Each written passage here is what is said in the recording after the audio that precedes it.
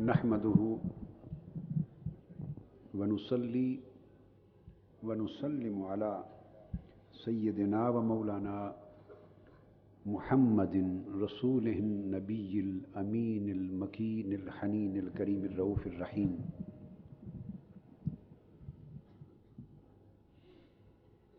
أما بعد فأعوذ بالله من الشيطان الرجيم. بسم الله الرحمن الرحيم. كل نفس ذائقة الموت ونبلوكم بالشر والخير فتنة وإلينا ترجعون. صدق الله مولانا العظيم. عزیز و محترم معتکفین و معتکفات، معزز حضار و حاضرات، اللہ رب العزت کا شکر ہے جس کی توفیق نے ہمیں یہاں جمع کیا ہے. امر خیر پر جمع ہونا اللہ کی توفیق سے ہوتا ہے. اللہ تعالیٰ نے، جیسا کہ میں نے پہلی رات عرض کیا تھا، کہ کوئی راضی نہ ہو تو کوئی کسی کو اپنے دروازے پر، غیر کو اپنے دروازے پر کھڑا نہیں ہونے دیتا. چہ جائے کہ پورے 10 دن کوئی اپنے دروازے پر بیٹھنے کی اجازت دے دے.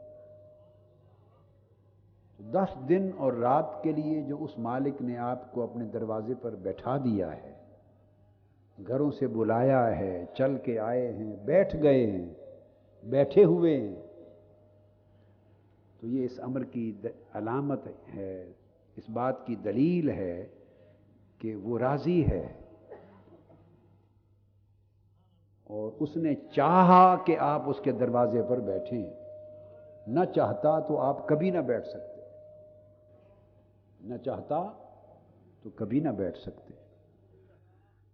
تو امید رکھنی چاہیے، کامل یقین بلکہ رکھنا چاہیے کہ جس نے دروازے پر بیٹھا لیا ہے تو کچھ دے کر ہی بھیجے گا. ایسے خالی جھولی واپس بھیجنے کے لیے تو نہیں بٹھایا. اور ہم جو امیدیں لگا رہے ہیں، جو کہہ رہے ہیں، وہ اوپر سن بھی رہا ہے. یہ بندے میرے بارے سن رہا ہے نا اس وقت ہم کیا کہہ رہے ہیں، کہ اس نے ہمیں بلایا ہے. مالک، ہم تیرے بلائے بغیر نہیں آئے. میں عرض کر رہا ہوں، باری تعالیٰ، ہم تیرے بلائے بغیر نہیں آئے. ہماری کیا مجال کہ تیرے در پہ تیری اجازت کے بغیر، بلاوے کے بغیر آ جاتے. تو نے بلایا، ہم آ گئے. تو نے بٹھایا، ہم بیٹھ گئے. اب چونکہ تیرے در پہ بیٹھے ہیں، سو یہ یقین لے کے بیٹھے ہیں کہ سخی اور کریم اپنے در پہ 10 دن بٹھا کر خالی جھولی نہیں بھیجتے. پھر تجھ سے بڑا سخی کوئی نہیں اور تجھ سے بڑا کریم کوئی نہیں.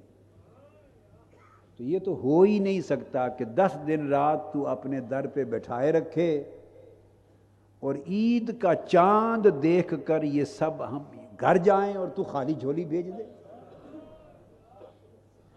عید کا چاند چڑھ جائے تو غریب سے غریب لوگ بھی اپنی بچوں کو کچھ نہ کچھ دے دیتے ہیں، اور عید کا چاند دیکھ کر 10 دن رات تیرے در پہ بیٹھ کے جب یہ واپس جائیں تو باری تعالیٰ یہ تو ممکن ہی نہیں کہ تو خالی جھولی واپس بھیج دے گا.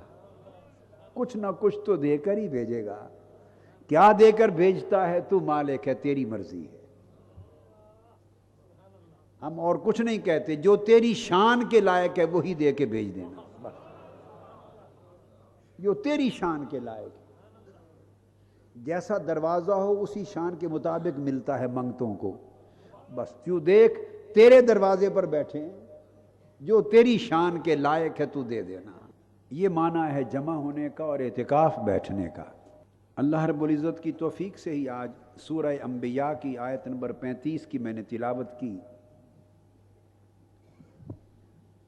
کل کا موضوع یہ تھا کہ موت اور قبر یہ قیامت کا اور آخرت کا مرحلہ اولا ہے. قیامت اور آخرت کا پہلا مرحلہ موت اور قبر ہے. آج بھی اسی موضوع کو آگے چلا رہا ہوں۔ قبر کا مرحلہ اور قبر کا زمانہ اصطلاح میں برزخ کہلاتا ہے۔ اس قبر کے زمانے اور برزخ کی مدت کا اینڈ، اس کی انتہا، اس کا خاتمہ بعث پر ہونا ہے۔ وہ جب قیامت کے دن دوبارہ اٹھیں گے، جس کو بعث بعد الموت کہتے ہیں، یہ اس لمحے پر جا کے ختم ہونا ہے۔ ایک زمانہ وہ تھا جب ہمارے جسم نہ تھے، ہماری روحیں تھیں اوپر عالم ارواح میں۔ اس سے قبل بھی ایک زمانہ تھا کہ ہماری روحیں بھی نہ تھیں، ہم عدم تھے، عدم محض تھے، کچھ بھی نہ تھے۔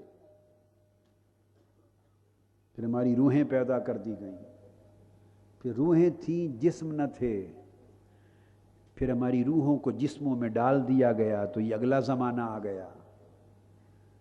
پھر اگلا زمانہ آئے گا کہ روحیں جسموں سے جدا کر دی جائیں گی، پھر جسموں میں پلٹا دی جائیں گی۔ وہ قبر اور برزخ کا دور ہے۔ وہاں سے آخرت اور قیامت شروع ہو گئی، حساب و کتاب شروع ہو گیا، اور جزا و سزا شروع ہو گئی۔ نیک و بد کو جو جو ملنا ہے جزا کی شکل میں، سزا کی شکل میں، وہ موت کی شام سے ملنا شروع ہو گیا۔ اور جس دور میں اس وقت ہم ہیں، یہ سراب ہے، یہ دھوکہ ہے، متاع الغرور ہے۔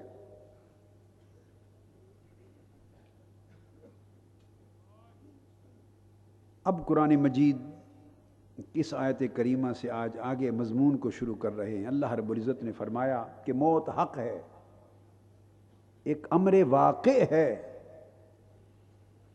جو آپ ہر روز دیکھتے بھی ہیں، سنتے بھی ہیں۔ تو اللہ رب العزت نے فرمایا کل نفس ذائقۃ الموت، ہر جان نے موت کا ذائقہ چکھنا ہے۔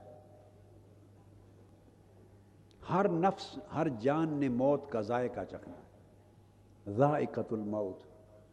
تو یہاں سے پہلی بات یہ ذہن نشین کر لیں، میں نے کہا کہ عذاب و ثواب، جزا و سزا قبر میں شروع ہو جائے گی، اور یہ قیامت اور آخرت کا پہلا مرحلہ ہے قبر، موت کی شام سے۔ بلکہ موت بذات خود آخرت کے مراحل میں سے پہلا مرحلہ ہے۔ قبر تو تدفین کے بعد شروع ہوتی ہے، آخرت کے مراحل قفص انصری سے جب روح پرواز کرتی ہے تو لمحہ موت سے شروع ہو جاتی ہے آخرت اور قیامت۔ اس لیے اقتربت الساعہ کا کلمہ بار بار دہراتا ہوں کہ قیامت قریب آ گئی۔ اور اے سننے والے، یوں قیامت کو یوں دیکھ کہ ہر ایک کی قیامت اس کی موت ہے، جو مر گیا اس کی قیامت اسی شام بپا ہو گئی، لمحہ موت میں بپا ہو گئی۔ یہ خیال کبھی نہ کیا جائے کہ موت فنا ہو جانے کا نام ہے۔ اگر موت فنا ہو جانے کا نام ہوتا تو موت کے بعد نہ کوئی عذاب ہوتا، نہ ثواب ہوتا، نہ جزا ہوتی، نہ سزا ہوتی۔ موت ایک لمحہ انتقال ہے، لمحہ موت بالکل ایک عارضی شے ہے، آتی ہے اور چلی جاتی ہے۔ چونکہ موت کے فوری بعد پھر ایک حیات ہے، حیات برزخی، جس سے آخرت اور قیامت کے احوال شروع ہو جاتے ہیں۔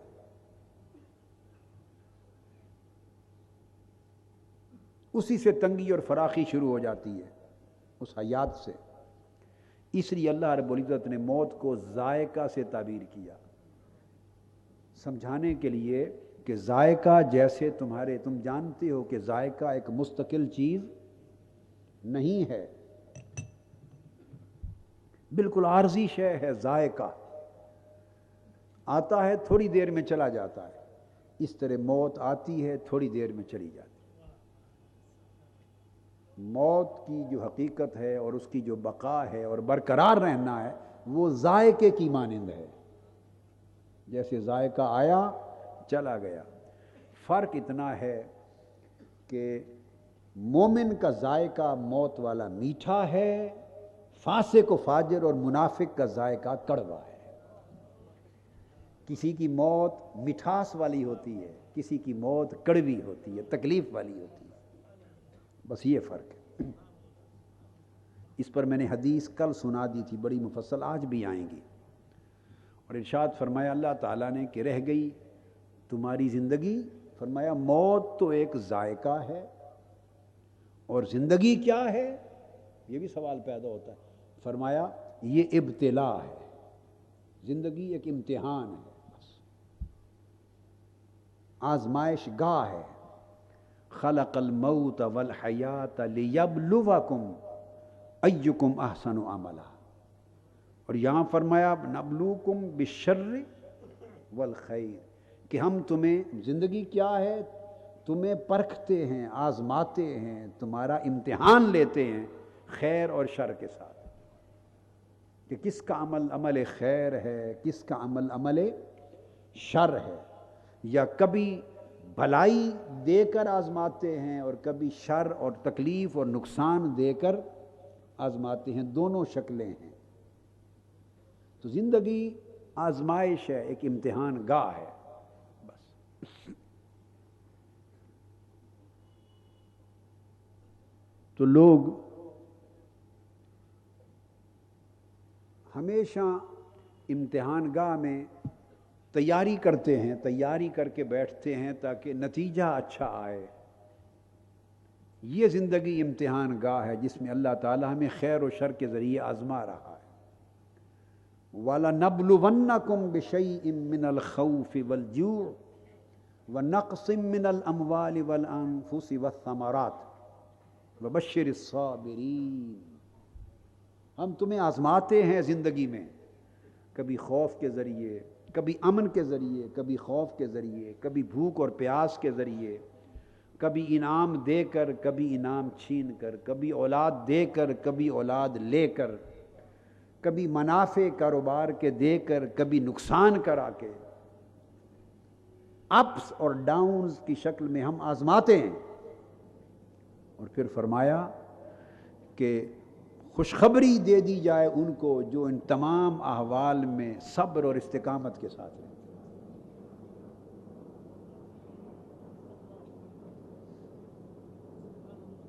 اور اللہ پاک نے فرمایا کہ یہ زندگی ایک فتنہ ہے، کبھی فرمایا ابتلا ہے، کبھی فرمایا فتنہ، آزمائش کو کہتے ہیں۔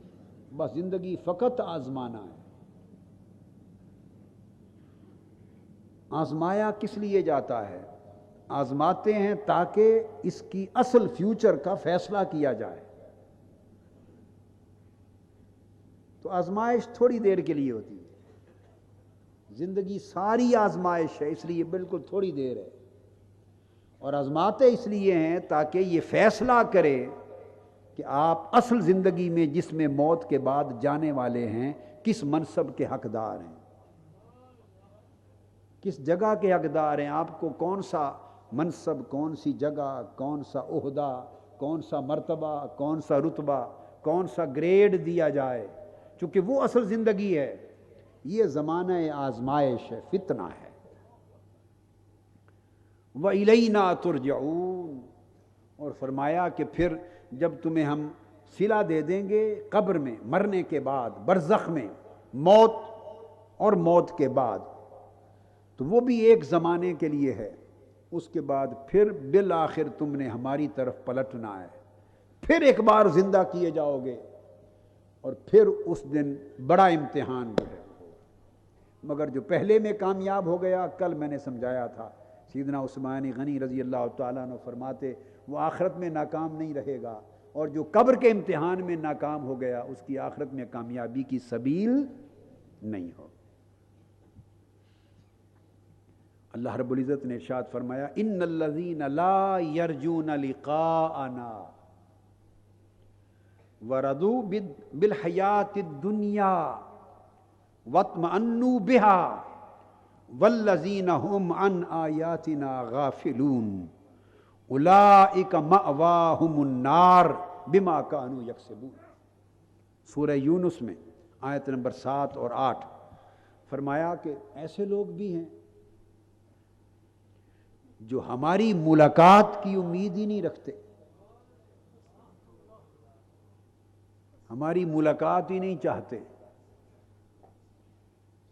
اور ایک حدیث پاک میں ہے کہ اللہ رب العزت نے فرمایا جو میری ملاقات کا خواہش مند نہیں، پھر میں اس کی ملاقات کا بھی خواہش مند نہیں۔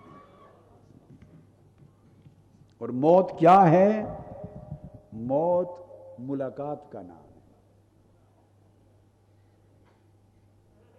دنیا کے لیے ہجر و فراق ہے، اہل دنیا کا ہجر و فراق ہے، اور اللہ والوں کا وصال و ملاقات ہے۔ ہم اس وقت فراق میں ہیں،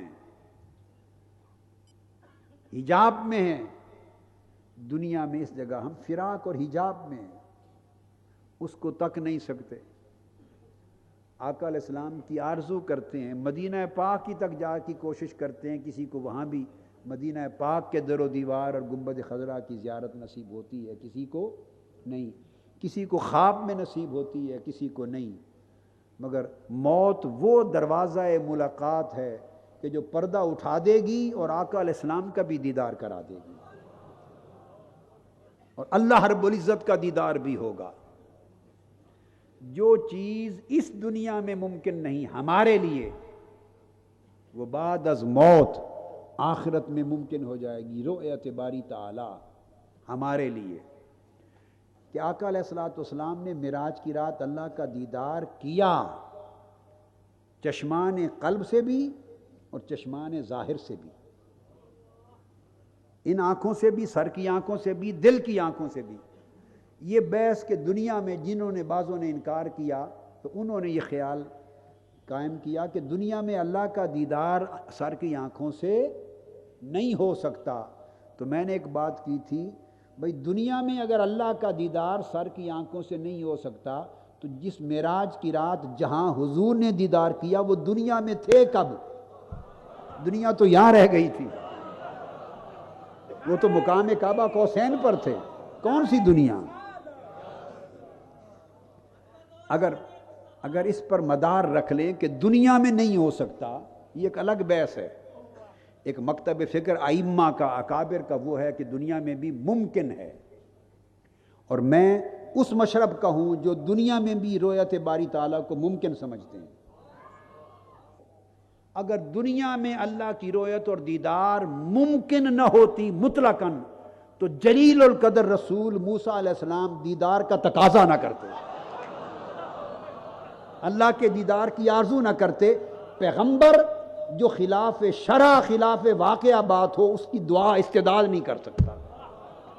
رب ارنی، رب میں تجھے دیکھنا چاہتا ہوں، ہو رسول اور ایسی بات کہے جو ممکن نہیں، یہ نہیں ہو سکتا۔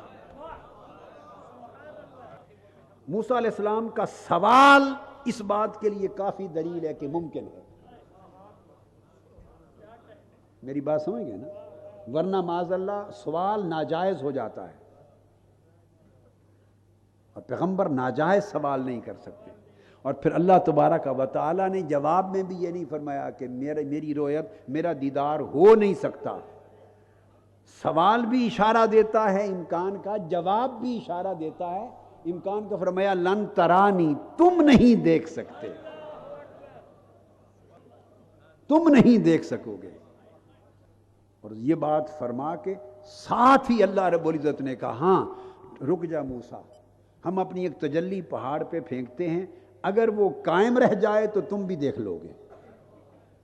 یہ امکان کی دلیل ہے۔ خیر الگ بات۔ دوسری بات میں نے یہ کی تھی کہ اگر یہ مان بھی لیا جائے کہ دنیا میں ممکن نہیں، تو آقا علیہ السلام اس وقت دنیا میں تھے کب؟ دنیا تو آسمان ہے، دنیا سے نیچے رہ گئی۔ آقا تو 7 آسمان سے اوپر چلے گئے، پھر عرش معلیٰ پہ، پھر سدرۃ المنتہا پر، پھر قاب قوسین او ادنیٰ پر۔ دیدار تو اس جگہ ہو رہا ہے جہاں نہ دنیا عالم ناسوت تھا نہ عالم ملکوت تھا، بلکہ عالم جبروت اور عالم لاہوت کی انتہا تھی، تو دنیا میں تو حضور تھے نہیں۔ اگر اس قانون کو بھی لگائیں، یہ تو ایک بات۔ دوسری بات میں نے کی تھی، وہ بتانا چاہتا ہوں، وہ یہ کہ اللہ رب العزت نے جو کچھ فہم ٹوٹا پھوٹا، بصیرت، مطالعہ، قرآن اور حدیث اور چیزوں سے اخذ کرنے کا ٹوٹا پھوٹا سلیقہ جو دیا، اس ساری زندگی اور جو کچھ محسوس کیا، دیکھا، عرفان و وجدان، علم، مطالعہ، عرفان، وجدان، ہر شے کا ایک ملا کے خلاصہ بتانا چاہتا ہوں، خلاصہ۔ اور وہ یہ کہ جو شان ہر مومن کو، آنکھوں کی جو طاقت ہر مومن کو اللہ آخرت میں عطا کر دے گا، مصطفیٰ کی آنکھوں کو اسی دنیا میں اللہ نے عطا کر دی۔ فرق یہی ہے، ہماری آنکھوں کو قیامت کے دن اللہ کے دیدار کی طاقت اور قوت اور صلاحیت نصیب ہوگی کہ نہیں مومنوں کو؟ صحابہ کرام نے پوچھا یا رسول اللہ کیا قیامت کے دن اللہ کو ہم دیکھ سکیں گے؟ آقا علیہ السلام نے فرمایا دیکھ سکو گے۔ تو یا رسول اللہ تو وہ دیکھنے سے ہمیں نقصان نہیں ہوگا؟ دیکھ لیں گے۔ تو آقا مسکرا پڑے، فرمایا 14ویں رات کے چاند کو نہیں دیکھتے ہیں، فرمایا 14ویں رات کی چاند کی طرح وہ نظر آئے گا، اللہ کا دیدار ہوگا۔ تو مومن کو، عام مومنین کو اللہ پاک جو صلاحیت قیامت کے دن آخرت میں عطا کر دے گا، وہ شانیں آقا علیہ السلام کی رویت اور آپ کی بصر کو، بصارت کو، آنکھوں کو اور قلب کو اسی دنیا میں عطا کر رکھی۔ اگر حضور بھی قیامت کے دن دیکھ سکیں اور ہم بھی قیامت کے دن دیکھ سکیں تو فرق کیا ہوا؟ ہمیں جو قیامت کے دن ملنا ہے آقا کو وہ مل چکا ہے۔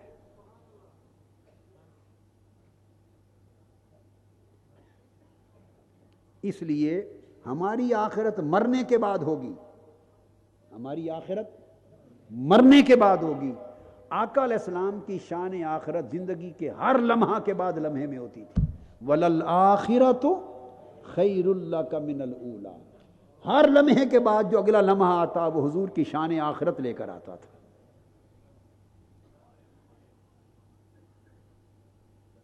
تو عرض کرنا مقصود یہ تھا کہ پھر پلٹائے جائیں گے اللہ کی طرف۔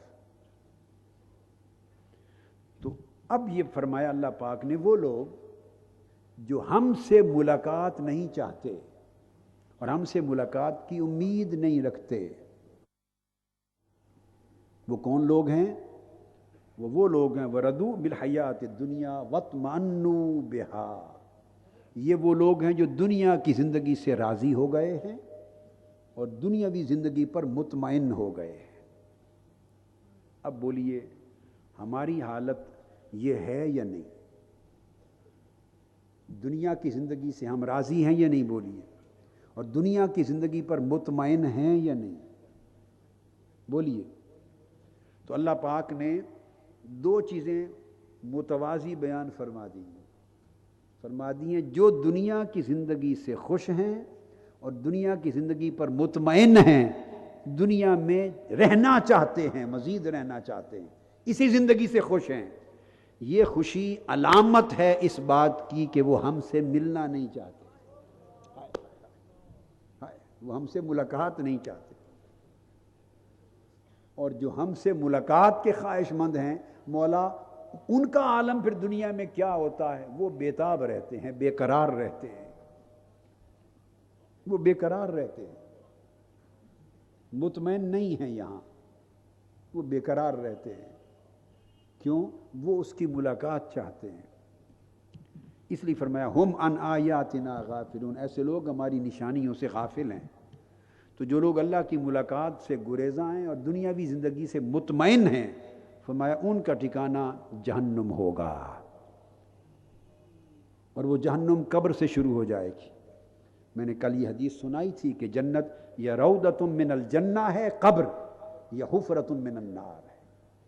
قبر یا جنت کا باغ ہے یا دوزخ کا گڑھا ہے اسی جنت و دوزخ کا حصہ۔ اب یہ جو اللہ کی ملاقات موت کو اللہ کی ملاقات کے ساتھ تعبیر کیا ہے۔ سورہ جمعہ میں ایک بڑی لطیف بات اللہ رب العزت نے فرمائی، کئی یہودیوں کے لیے، مگر بڑی بات سمجھا دی ہے ہمیں۔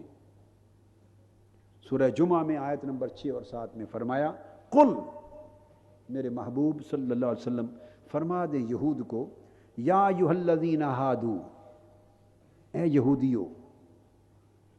چونکہ آقا علیہ السلام کے زمانے میں مدینہ میں کثرت کے ساتھ یہودی تھے،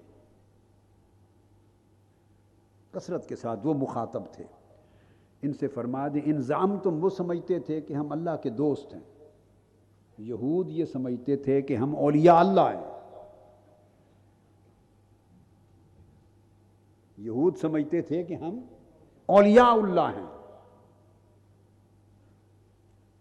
یہ ایک عجیب دلچسپ سوچ ہے، یہ سوچ ہمیشہ سے چلی آتی ہے اور آج بھی اسی طرح ہی ہے۔ ہر کوئی اولیاء اللہ، شکل و صورت سے ہم اولیاء اللہ بن جاتے ہیں۔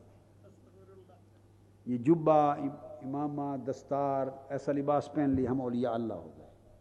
تسبیح پکڑ لی، غصہ آنکھوں میں لے آئے، ڈانٹ ڈپٹ پہلانا، چہرہ طور اتوار بنانا سیکھ لیا، ہم اولیاء اللہ ہو گئے۔ نہیں،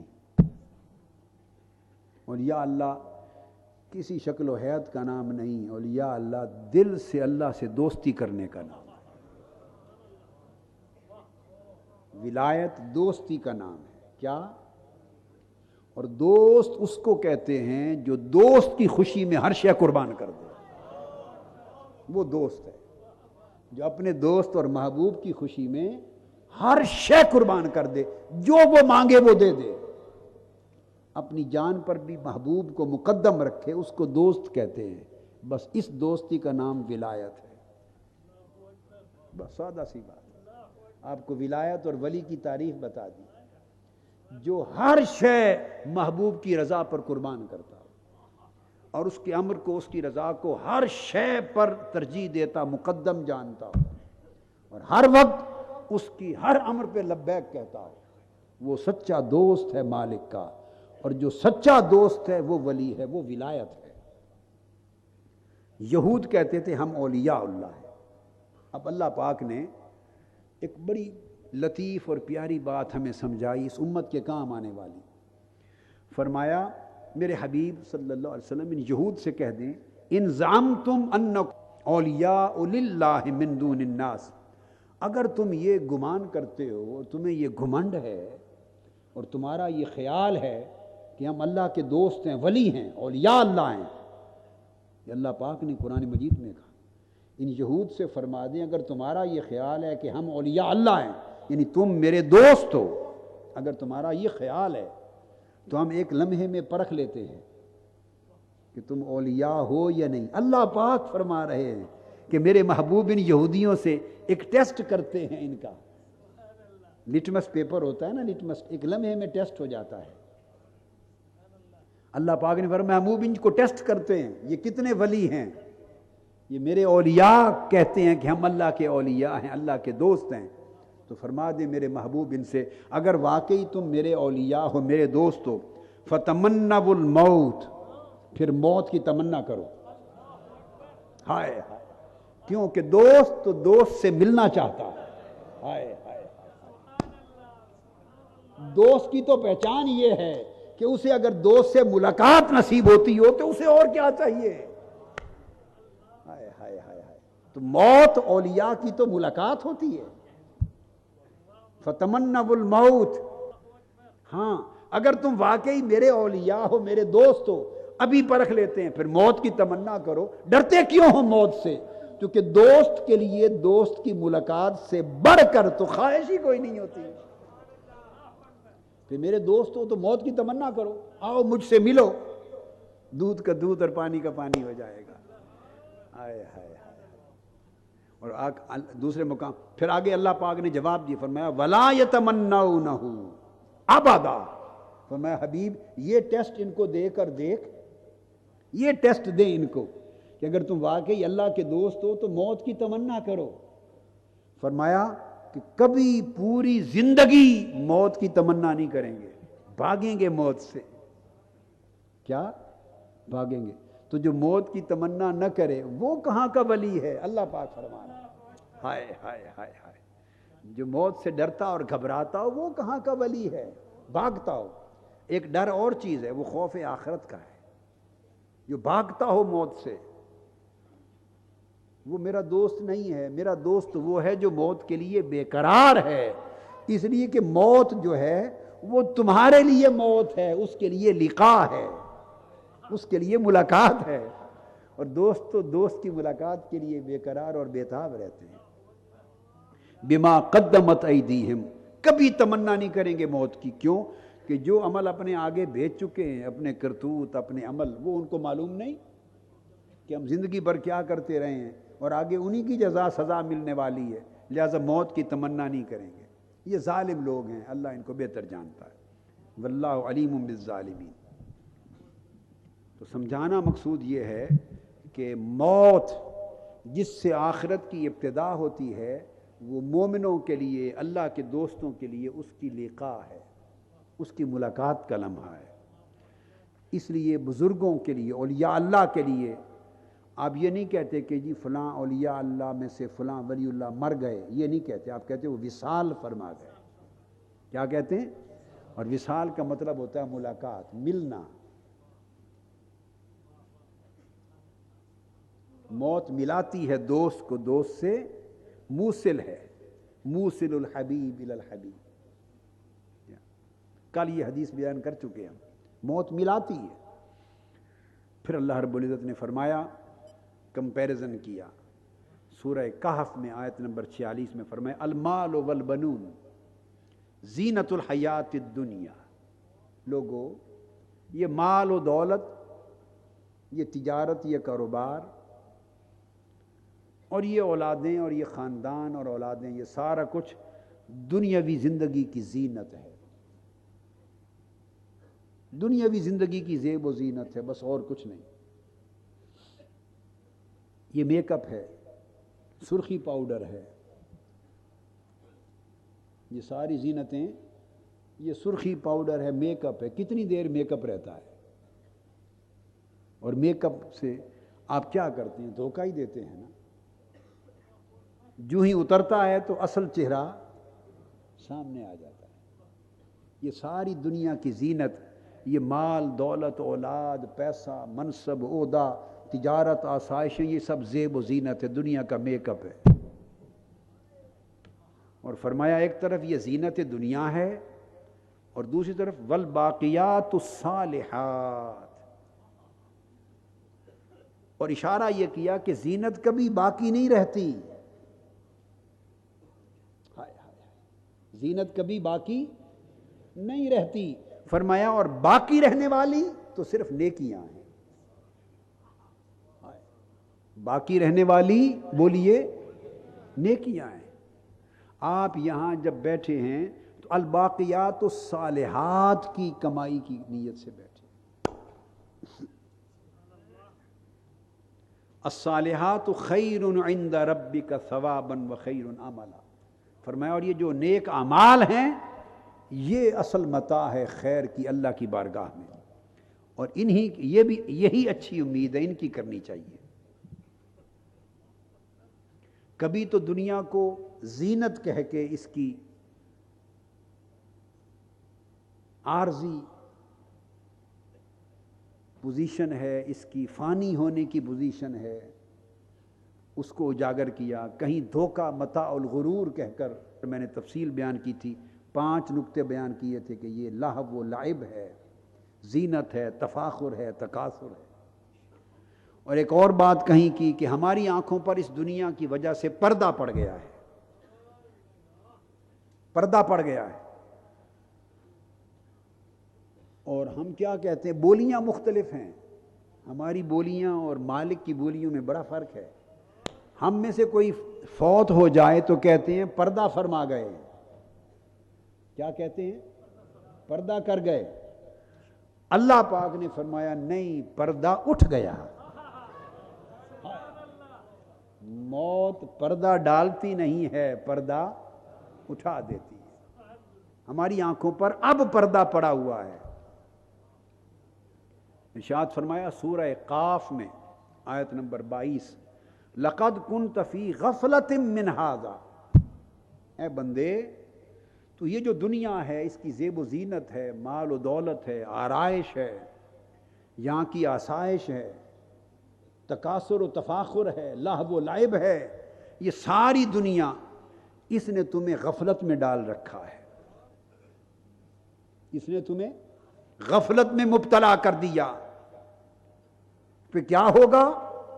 جس لمحہ موت آئے گی اور تمہاری آخرت کا سفر شروع ہوگا، فَكَشَفْنَا عَنْكَ غِطَاءَكَ، موت کے لمحے جب آخرت میں داخل ہو جاؤ گے، آخرت کی حویلی میں، اس لمحے یہ غفلت کا پردہ جو تمہیں اصل حقیقت کو دیکھنے نہیں دیتا، فَكَشَفْنَا عَنْكَ غِطَاءَكَ، اس وقت ہم یہ پردہ اٹھا دیں گے۔ تو گویا موت پردہ ڈالتی نہیں ہے، پردہ اٹھاتی۔ اس وقت ہم پردے میں ہیں، اور وہ پردہ کیا ہے؟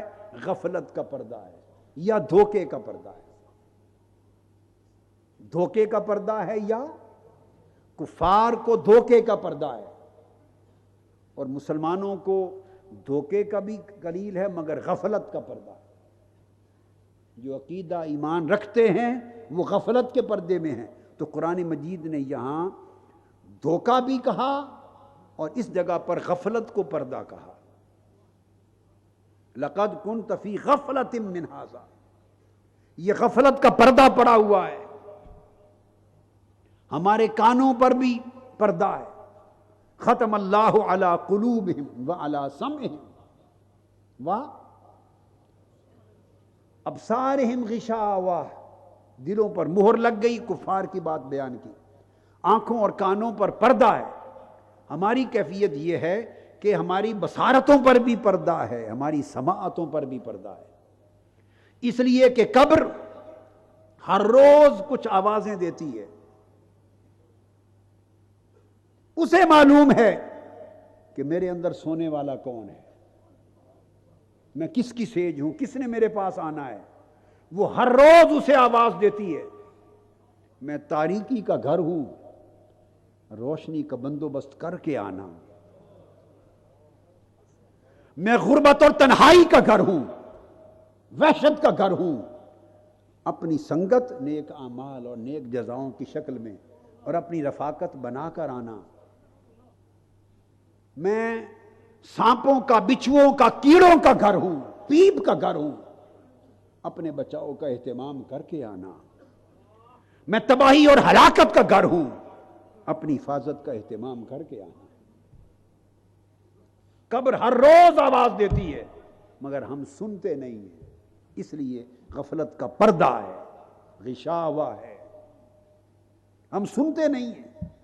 ہر روز موت کا منظر دیکھتے ہیں، آنکھیں دیکھتی ہیں مگر سمجھتے نہیں ہیں کہ یہ لمحہ آج اس پر وارد ہوا، کل ہم پہ بھی وارد ہو جائے گا اور اچانک ہو جائے گا۔ کاش ہم سمجھتے ہوتے۔ جس زندگی کو ہم حقیقت اور دائمی حیات سمجھ بیٹھے ہیں، اور جس کے لیے ہم نے سارا جینا مرنا کر رکھا ہے، جس کے لیے آرام بھی تج کر دیے، دن بھی گیا، راتیں بھی گئیں، سکھ بھی گیا، چین بھی گیا، عزت بھی لٹاتے ہیں، محنت بھی کرتے ہیں، مشقت بھی کرتے ہیں، سب کچھ اس دنیا کے لیے 12 گھنٹے 14 گھنٹے 16 گھنٹے بھی کام کرتے ہیں دنیا کے لیے، سفر بھی کرتے ہیں، سب کچھ کرتے ہیں اس دنیا کے لیے۔ اب آگے وہ بات آ رہی ہے، یہ بتا دیں پردہ ہے اس لیے کہ ہم سمجھتے ہیں کہ شاید سارا کچھ یہی زندگی ہے۔ یہ پردہ ہے۔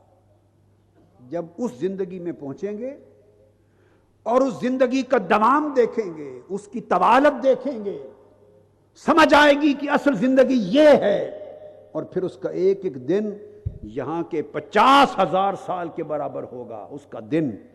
جب وہ زندگی دیکھیں گے تو اس وقت پردہ اٹھے گا، فَكَشَفْنَا عَنْكَ غِطَاءَكَ، جب پردہ اٹھے گا پھر ہم موازنہ کریں گے اس زندگی کا جس کے لیے ساری متاع برباد کر دی تھی، جس کے لیے آخرت کی کمائی چھوڑ دی تھی۔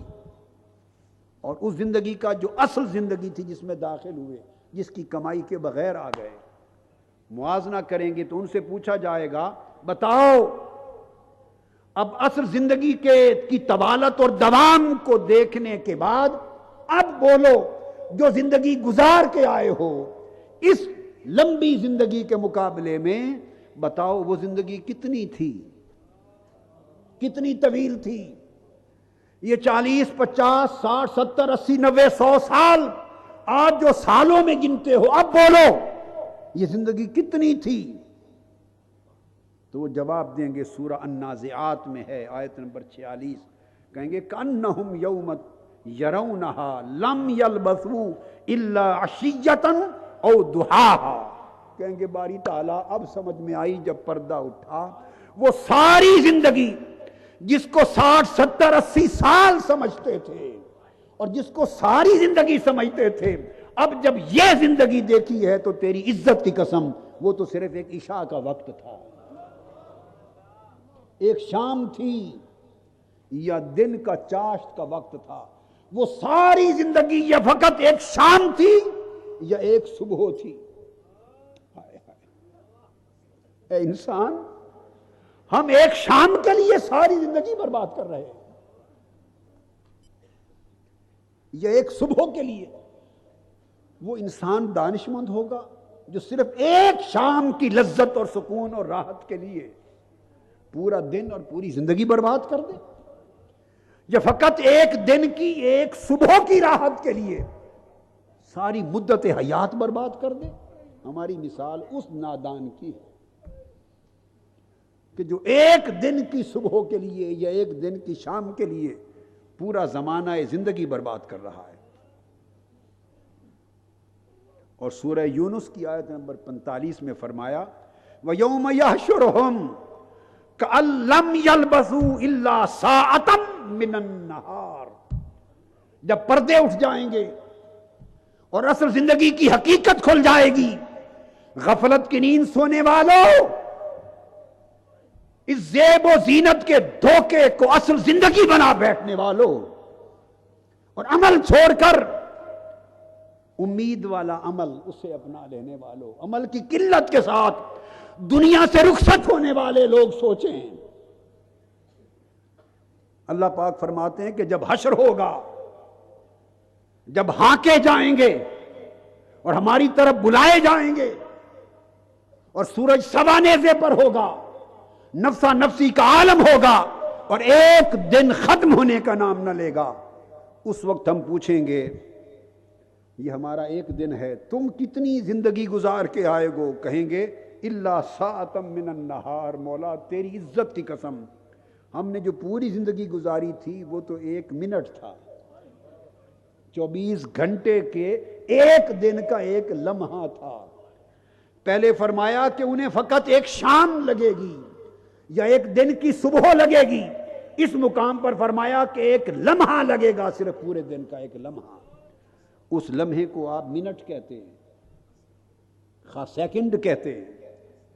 اس وقت جب پردہ فکشفنا عنک غطاءک، جب پردے اٹھیں گے اس وقت سمجھ آ جائے گی کہ ایک لمحہ تھا جس کے لیے پوری زندگی برباد کر دی۔ اس زندگی کو ایک لمحہ آج ہم کیوں نہیں سمجھ رہے؟ اس لیے کہ پردے ہیں، ایک لمحہ اس لیے کہ پردے میں ہیں۔ بولیے یہ پردے اٹھنے کا وقت کب آئے گا؟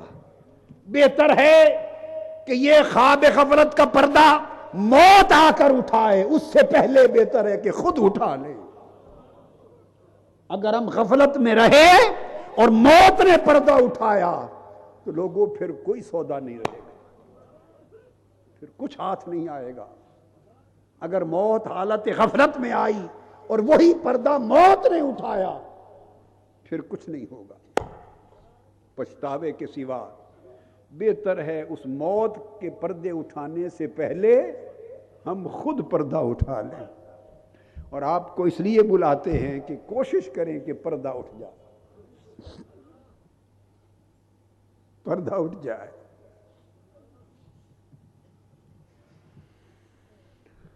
ہائے ہائے ہائے، اس لیے کہ اگر یہ غفلت کا پردہ نہ اٹھا اور یہ موت نے اٹھایا، اس کے بعد عمل کا وقت ختم، پھر تو جزا اور سزا کا دن شروع ہے۔ عمل کے زمانے میں کر لو، جب رات ختم ہو جائے، دن چڑھ جائے تو عشاء کی نماز نہیں پڑھا کرتے، اور دن ختم ہو جائے تو اس وقت فجر ظہر اور عصر نہیں، سورج ڈوب جائے تو عصر نہیں پڑھا کرتے، ظہر نہیں پڑھا کرتے۔ لوگوں ایسا نہ ہو کہ نماز رہتی ہو اور زندگی کا سورج ڈوب جائے۔ رات کا کام رات میں کر لو، دن کا کام دن ڈوبنے سے پہلے کر لو۔ ہماری زندگی کا سورج ڈوبنے کو ہے، ڈوبا جا رہا ہے۔ کتنے لمحے رہ گئے، یہ ایک لمحہ ہے جس پر ہم پورا برزخ قربان کر رہے ہیں، پوری آخرت قربان کر رہے ہیں، پوری قیامت قربان کر رہے ہیں۔ کیا ہوگا اگر یہ پردہ موت نے اٹھایا تو کیا اٹھا، پھر کیا اٹھا؟ پھر اللہ پاک فرماتے ہیں پھر لوگ جب پردہ اٹھے گا اس وقت وہ کہیں گے مالک اب سمجھ میں آئی، ایک مہلت اور دے دے، دنیا میں بھیج دے، اب میں اعمال صالحہ کر کے آؤں گا۔ آواز آئے گی نہیں، وہ وقت تمہیں جھنجھوڑ کے بتاتے تھے، عمل کا وقت گزر گیا، اب تو جو کمائی کر لی ہے اس کا حساب ہوگا، اب تو تول کا وقت ہے۔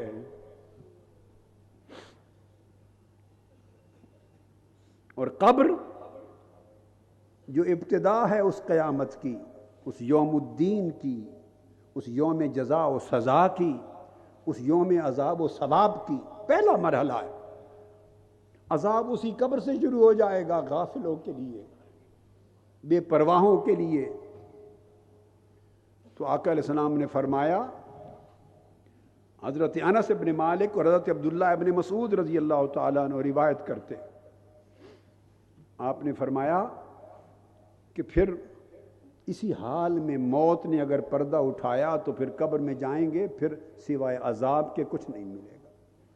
اور فرمایا اتنا عذاب ہوگا کہ اس کی چیخیں اور آوازیں انسان اور جن نہیں سنتے، کل حیوانات اور چرند اور پرند سنیں گے۔ اور فرمایا شرق سے غرب تک آوازیں جائیں گی۔ ہم اس لیے خوش ہیں، قبرستانوں سے گزرتے رہتے ہیں چونکہ اللہ پاک نے وہ آوازیں ہم پر اور جنوں پر بند کر رکھی، الا الثقلین، چونکہ جن کا حساب و کتاب ہونا ہے انہیں آوازیں نہیں سنائی جاتی، کتے بھی سنتے ہیں۔ آقا علیہ السلام ہمیشہ کہتے لوگوں عذاب نار سے اور عذاب قبر سے پناہ مانگا کرو، پناہ مانگا کرو، پناہ مانگا کرو، بار بار تلقین کرتے۔ اور جب آخرت کی کوئی آیت آتی تلاوت کے دوران، صحابہ کہتے ہیں کہ میں آخری صف میں تھا، نماز فجر سیدنا فاروق اعظم رضی اللہ تعالیٰ عنہ پڑھا رہے تھے، آخری صف میں تھا۔ کئی مواقع آئے تو جب خوف آخرت کی جب کوئی بات آتی، آیت پڑھتے تو فرمایا جو آیت پڑھی تو سیدنا فاروق اعظم رضی اللہ تعالیٰ عنہ کی چیخ نکل گئی۔ فرماتے میں نے آخری صف میں سنی، اور کئی بار آخرت کی، خوف آخرت کی آیات پڑھ کے سیدنا فاروق اعظم رضی اللہ تعالیٰ عنہ غش کھا کے گر پڑتے۔ روم اور ایران کی سلطنتوں کو فتح کرنے والا جری، میرے آقا علیہ السلام کا کمانڈر ان چیف فاروق اعظم، روم اور ایران کی سلطنتوں کے حکمران، کیسر و کسریٰ جس کے نام سے تھر تھراتے تھے، کیسر و کسریٰ جس کے نام سے تھر تھراتے تھے، خوف زدہ ہوتے تھے، جب خوف آخرت کی بات، قبر کی آخرت کی آتی تو غش کھا کے گر پڑتے۔ اور حدیث پاک میں آتا ہے کئی بار 3 دن لوگ ان کی عیادت کو آتے۔ سیدنا فاروق اعظم رضی اللہ تعالیٰ آخری صف میں تھا۔ کئی مواقع آئے تو جب خوف آخرت کی جب کوئی بات آتی آیت پڑھتے تو فرمایا جو آیت پڑھی تو سیدنا فاروق اعظم رضی اللہ تعالیٰ عنہ کی چیخ نکل گئی. فرماتے میں نے آخری صف میں سنی اور کئی بار آخرت کی خوف آخرت کی آیات پڑھ کے سیدنا فاروق اعظم رضی اللہ تعالیٰ عنہ غش کھا کے گر پڑتے. روم اور ایران کی سلطنتوں کو فتح کرنے والا جری میرے آقا علیہ السلام کا کمانڈر ان چیف فاروق اعظم، روم اور ایران کی سلطنتوں کے حکمران کیسر و کسریٰ جس کے نام سے تھر تھراتے تھے، کیسر و کسریٰ جس کے نام سے تھر تھراتے تھے، خوف زدہ ہوتے تھے. جب خوف آخرت کی بات قبر کی آخرت کی آتی تو غش کھا کے گر پڑتے. اور حدیث پاک میں آتا ہے کئی بار 3 دن لوگ ان کی عیادت کو آتے. سیدنا فاروق اعظم رضی اللہ تعالیٰ. اللہ پاک نے ارشاد فرمایا سورۃ الاعراف میں آیت 27 میں یا بنی آدم لا یفتننکم الشیطان کما اخرج ابویکم من الجنہ. بار بار سمجھایا لوگوں شیطان تمہیں دھوکے میں نہ ڈال دے. میں تمہیں بار بار سمجھا رہا ہوں شیطان کے دھوکے میں نہ آنا، کیونکہ اس نے اول دن قسم کھائی تھی میں ان کو گمراہ کروں گا اور میں ان کو دنیا کی زینت میں زیب و زینت اور آرائش میں مبتلا کر دوں گا، دنیا کے دھوکے میں مبتلا کر دوں گا. آگے پیچھے دائیں بائیں سے دنیا کو ایسا آراستہ کر کے ایک خواہش بنا کے ان کے دلوں میں رکھ دوں گا کہ ہر شخص اس کی طرف للچائے گا، دوڑے گا، جیے گا، مرے گا، اور ہر شخص کا جینا مرنا دنیا کے لیے کر دوں گا. تجھے بھی بھول جائیں گے، آخرت کو بھی بھول جائیں گے. اس نے قسم کھائی تھی، اپنے کام پہ لگا ہوا ہے. اللہ پاک ارشاد فرماتے ہیں بنی آدم شیطان تمہیں کہیں اس فتنے میں مبتلا کرنے میں کامیاب نہ ہو جائے، فتنے میں مبتلا نہ کر دے. تم نے دیکھا سنا نہیں کہ تمہارے والدین کو حضرت آدم اور حضرت حوا کو اس نے جنت سے نکلوا دیا تھا. اللہ پاک بتا رہے ہیں اس سے زیادہ شفقت اور کریمی اور کیا ہوتی. کوئی دنیا کا باپ اپنی اولاد کو اتنے میٹھے طریقے سے نہیں سمجھاتا جتنا رب نے اپنے بندوں کو سمجھایا. دیکھتے نہیں ہو جس طرح تمہارے ماں باپ کو آدم و حوا کو اس بے ایمان نے جنت سے نکلوا دیا تھا ایک جھوٹی قسمیں کھا کر، کہیں تمہیں بھی کسی میں آزمائش میں مبتلا نہ کر دے. پھر دوسرے مقام پر سورہ الروم میں ارشاد فرمایا 55 اور 56 آیت میں وَيَوْمَ تَقُومُ السَّاعَةُ يُقْسِمُ الْمُجْرِمُونَ مَا لَبِثُوا غَيْرَ سَاعَةٍ. پھر وہی بات جو مجرم لوگ ہیں اس دن قسم کھا کے کہیں گے کہ ہم نے جو ساری زندگی گزاری وہ ایک لمحہ تھا، یہ بات آج سمجھ میں آئی. ارشاد ہوگا تو آج سمجھ میں آ گئی تو آج کوئی فائدہ نہیں سمجھنے. سورہ النازعات میں پھر ارشاد فرمایا یوں پوچھا جائے گا یسألونک عن الساعة ایان مرساہا کا بیان. آگے فرمایا کأنہم یوم یرونہا لم یلبسوا الا عشیۃ وضحاہا. وہی یا ایک شام لگے گی یا ایک دن لگے گا. کہیں فرمایا لم یلبسوا الا ساعۃ من النہار، دن کی ایک گھڑی لگے گی. کہیں سورہ احقاف میں ارشاد فرمایا کأنہم یوم یرون ما یوعدون لم یلبسوا الا ساعۃ من النہار. جب پردے اٹھ جائیں گے اور اس دن کو دیکھ لیں گے تو کہیں گے کہ باری تعالیٰ ایک گھڑی کے سوا کچھ نہیں گزارا زندگی میں، وہ صرف گھڑی تھی، اصل مدت حیات اب شروع ہوئی. بار بار اللہ رب العزت نے مختلف مواقع پر طرح طرح کے مضامین کے ساتھ اس چیز کو سمجھایا.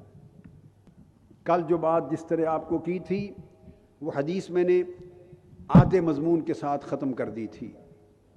ایک گوشہ بیان کیا تھا کہ جو مومن ہوں گے ان کی موت کیسے واقع ہوگی، کس طرح عرش الہی تک ان کی روح کو لے جایا جائے گا، کس طرح قبر میں لوٹایا جائے گا. یہ گوشہ خوشخبری کا گوشہ.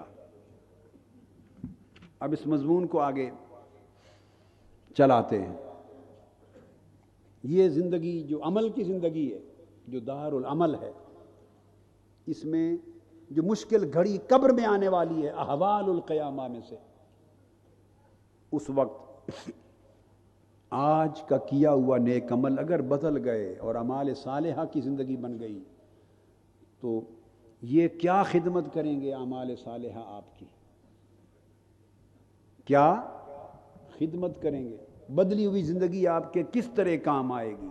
اس جملے پر غور کریں، بدلی ہوئی زندگی کس طرح کام آئے گی؟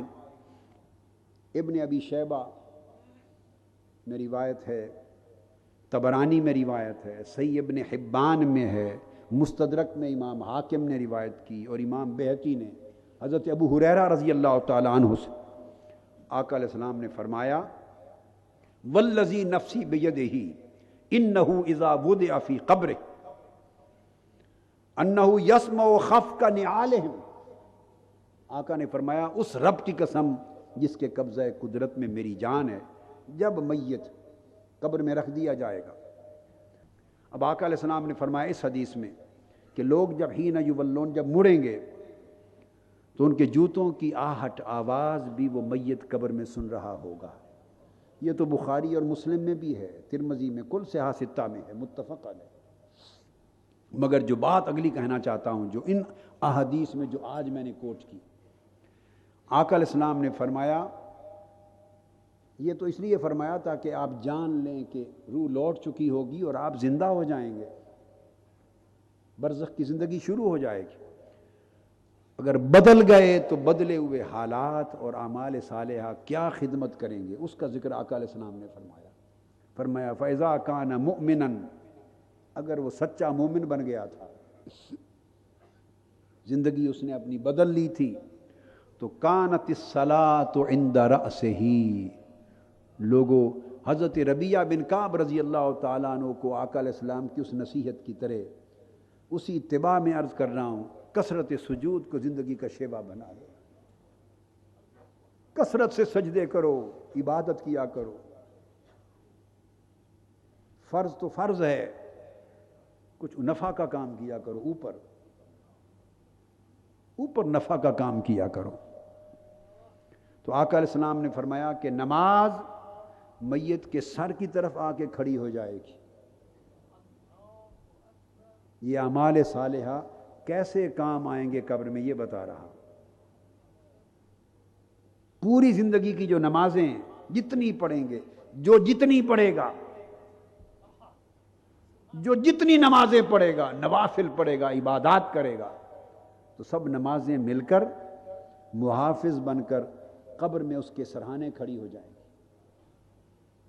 وَالزَّكَاةُ عَنْ يَمِينِهِ، اور جس نے اپنے مال میں سے جتنا مال و دولت میں سے زکوٰۃ، صدقات اور خیرات پہ خرچ کیا ہوگا اللہ کی راہ میں، جتنا زکوٰۃ، صدقات اور خیرات پر خرچ کیا ہوگا۔ آج لوگ زکوٰۃ کا وقت آتا ہے تو وہ مسئلے پوچھ کے وہ شکیں نکالتے ہیں جس سے مال کم سے کم خرچ کرنا پڑے، جبکہ آخرت کی نجات کے لیے زیادہ سے زیادہ خرچ کرنا کام آنا ہے۔ تو صدقہ، خیرات اور زکوٰۃ اس میت کے دائیں طرف محافظ بن کے کھڑا ہو جائیں گے۔ وَالصَّوْمُ عَنْ شِمَالِهِ، جتنے روزے رکھے ہوں گے زندگی میں وہ اس کے بائیں طرف محافظ بن کے کھڑے ہو جائیں گے۔ وَفِعْلُ الْخَيْرَاتِ وَالْمَعْرُوفُ وَالْإِحْسَانُ إِلَى النَّاسِ من قبل رجلین، اور علاوہ اس کے جو نیکیاں کریں گے اور معروف کے بھلائی کے کام کریں گے زندگی میں، اور لوگوں کے ساتھ جو احسان کیے ہوں گے، اچھائی کی ہوگی، اچھا برتاؤ کیا ہوگا، لوگوں پر احسان کیا ہوگا، اضافی نیک اعمال کیے ہوں گے، اضافی خیرات اور حسنات کی ہوں گی، اضافی صالحات باقیات جتنی زیادہ کی ہوں گی، یہ ساری چیزیں مل کر میت کے قدموں کی طرف محافظ بن کے کھڑی ہو جائیں گی۔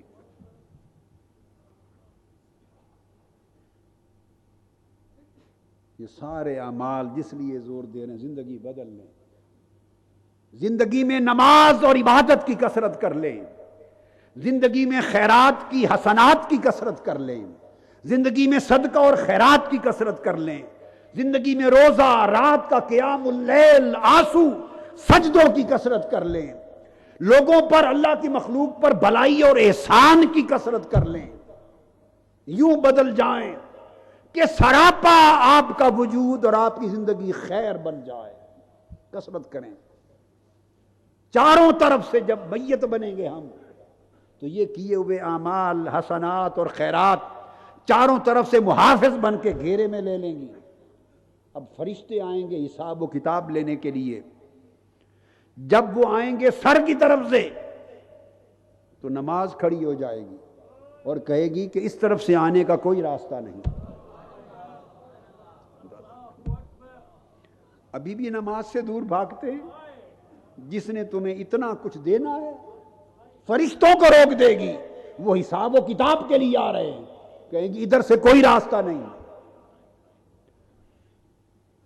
لیس من قبلی مدخل، نماز کہے گی ادھر میں کھڑی ہوں، ادھر سے راستہ کوئی نہیں۔ وہ پھر دائیں طرف سے جانا چاہیں گے، خیرات اور صدقات کھڑے ہو جائیں گے، ہائے ہائے ہائے۔ پھر وہ بائیں جانب سے ملائکہ آنا چاہیں گے، روزے اور روزوں کے دوران کی عبادتیں یہ کھڑے ہو جائیں گے، کہیں گے ادھر سے بھی راستہ کوئی نہیں۔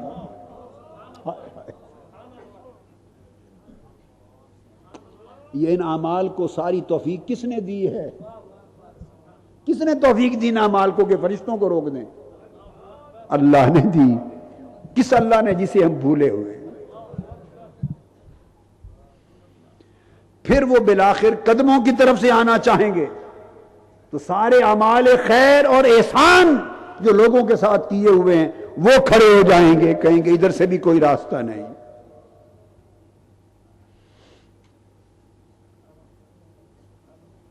اس کو بچا لیں گے۔ پھر اس میت کو کہا جائے گا بھئی ہمیں تو تمہارے اعمال آنے نہیں دیتے، ہم نے کچھ چیزیں پوچھنی ہیں، ہائے ہائے، ہمیں کچھ سوال کرنے کے لیے بھیجا گیا ہے، اور یہ محافظ ارد گرد دستہ بن کے کھڑے ہیں، گارڈ بن کر کھڑے ہیں، گارڈ، ہمیں تو آنے نہیں دیتے، اجلس، تو ہی بیٹھ جا۔ یہ معنی ہے فَيُجْلِسَانِهِ، مومن کا، صالح کا، بیٹھ جا۔ مومن بیٹھ جائے گا، جب اٹھ کے بیٹھ جائے گا، کرم دیکھیے اس کریم کے، ہم ہی بھولے ہوئے ہیں اس کو، ہم ہی بھولے ہوئے ہیں۔ یہاں تک تو تھا اعمال صالحات کا اور خیرات اور حسنات کا کردار، جب مومن اور صالح اٹھ کے بیٹھ جائے گا، آگے رب کا کرنا دیکھیے وہ کیا کرتا ہے۔ جب بیٹھے گا تو اچانک اسے قبر میں دکھایا جائے گا کہ عصر کا وقت ہے، وَقَدْ مَاثُلَتْ لَهُ الشَّمْسُ وَقَدْ قَرَبَتْ لِلْغُرُوبِ، اس کو سورج کی شکل دکھائی جائے گی قبر میں کہ عصر کا وقت ڈھل رہا ہے اور سورج غروب کے قریب ہے۔ یہ سب کچھ کون دکھائے گا؟ کون دکھا رہا ہے؟ جس نے فرشتوں کو بھیجا ہے، جاؤ اس سے حساب کتاب لو، جاؤ اس سے سوال کرو۔ ادھر فرشتوں کو سوال کے لیے بھیجا ہے، ادھر اعمال، خیرات، حسنات اور صالحات کو اس کی حفاظت کے لیے متعین کر دیا ہے۔ جب وہ بیٹھ گیا ہے، ادھر سورج کو ممثل کر دیا ہے کہ تو عصر کے غروب ہونے کا وقت دکھا۔ وہ دیکھے گا، فَيَقُولُ دَعُونِي أُصَلِّي، وہ جو اٹھ کے بیٹھے گا وہ دیکھے گا کہ سورج غروب ہونے کے قریب ہے۔ میت کہے گا فرشتوں ذرا رک جاؤ، میں نماز عصر پڑھ لوں۔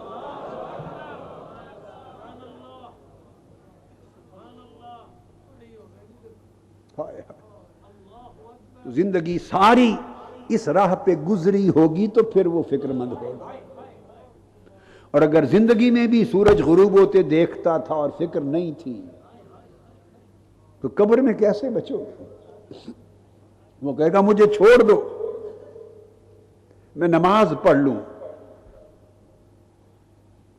تو پھر اسے کہا جائے گا إِنَّكَ سَتَفْعَلْ فَأَخْبِرْنَا عَمَّا نَسْأَلُكَ، وہ کہیں گے اچھا تم کر لینا، نماز پڑھ لینا، ہمیں چند سوالوں کا جواب دے دو۔ ہائے ہائے، یہ ہے جو وفاداری سے زندگی گزار لے گا اس کو اس وفا کا صلہ کیا ملے گا؟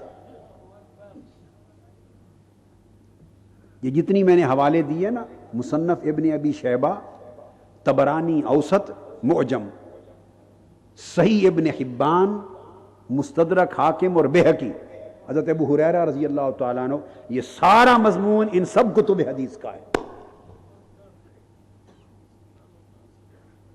تو پھر کیا ہوگا؟ وہ پوچھے گا، انہوں نے کہا کہ ہم نے کوئی سوال کرنے ہیں، ہمیں ان کا جواب دے دے۔ وہ پوچھے گا فیقول اما تسألونی، مجھ سے کیا پوچھنا ہے پوچھو، کیا پوچھنا چاہتے ہو؟ اس مضمون حدیث کی بات کر رہا ہوں، اس روایت سے کیا پوچھنا چاہتے ہو؟ فیقال له، وہ کہیں گے آئے تو 3 سوال پوچھنے تھے، آئے تو تھے 3 پوچھنے تھے، اب پہلے 2 نہیں پوچھتے، ایک ہی بتا دو۔ فیقال له ما تقول فی ھذا الرجل، ہائے ہائے، اب بولیے رہ گیا حساب، یہ سوال رہ گئے، دونوں سوال نہیں پوچھے، اور آقا علیہ السلام کا دیدار ہوگا اور پوچھا جائے گا باقی کچھ نہیں پوچھتے، اتنا بتا دے یہ کون ہے؟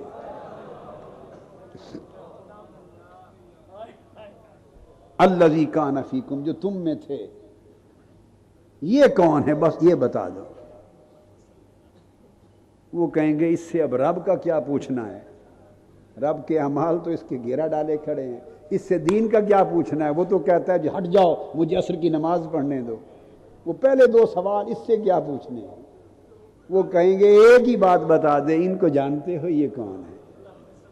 ہائے ہائے، فیقول اشہد انہ رسول اللہ، کہتے مجھ سے پوچھتے ہو، میں گواہی دیتا ہوں یہ مصطفیٰ رسول خدا ہیں صلی اللہ علیہ وسلم، جاءنا بالبینات من عند ربنا صدقنا واتبعنا، یہ زبان سے تب نکلے گا ہمارے پاس دلائل، معجزات، بینات، آیات لے کر تشریف لائے ہمارے رب کی طرف سے، ہم نے ان کی تصدیق کی اور ہم نے ان کی اتباع کی، پیروی کی، جو فرمایا اس پر زندگی میں عمل کیا۔ یہ توفیق اسی کو ہوگی جو یہ کر کے جائے گا، جو یہ کر کے جائے گا۔ فرشتے جواب دیں گے تو نے سچ کہا، اسی سچائی پہ تو زندہ تھا، اسی سچائی پہ تیری موت ہوئی، اسی سچائی پہ انشاءاللہ قیامت کے دن اٹھایا جائے گا۔ یہ فرشتے خوشخبری دے رہے ہیں۔ وَيُفْتَحُ لَهُ فِي قَبْرِهِ مَدَّ بَصَرِهِ، پھر حکم آئے گا اب جہاں تک اس کی نگاہ جاتی ہے اس کی قبر کو کھول دو۔ وَافْتَحُوا بَابًا إِلَى النَّارِ، اب دوزخ کی طرح ایک دروازہ کھول دو تاکہ دروازے میں سے دوزخ دیکھے۔ فَيُفْتَحُ لَهُ، دوزخ کی طرف ایک دروازہ کھول دیا جائے گا اور وہاں بیٹھا ہوا وہ دوزخ کو دیکھے گا، بھڑکتی ہوئی دوزخ کی آگ دیکھے گا۔ فَيُقَالُ، اسے کہا جائے گا ہَذَا مَنزِلُکَ، یہ تمہارا گھر تھا، یہ تمہارا گھر تھا۔ لو عصیت اللہ، اگر تو نے اللہ کی نافرمانی کی ہوتی، اگر زندگی غفلت میں گزاری ہوتی، نافرمانی میں گزاری ہوتی، یہ صالحات کا سامان ساتھ لے کر نہ آیا ہوتا، اگر تو نے آقا کی سچی غلامی نہ کی ہوتی، خود کو بدلا نہ ہوتا، دھوکہ کیا ہوتا اللہ سے، اللہ کے رسول سے، تو پھر یہ تمہارا گھر تھا۔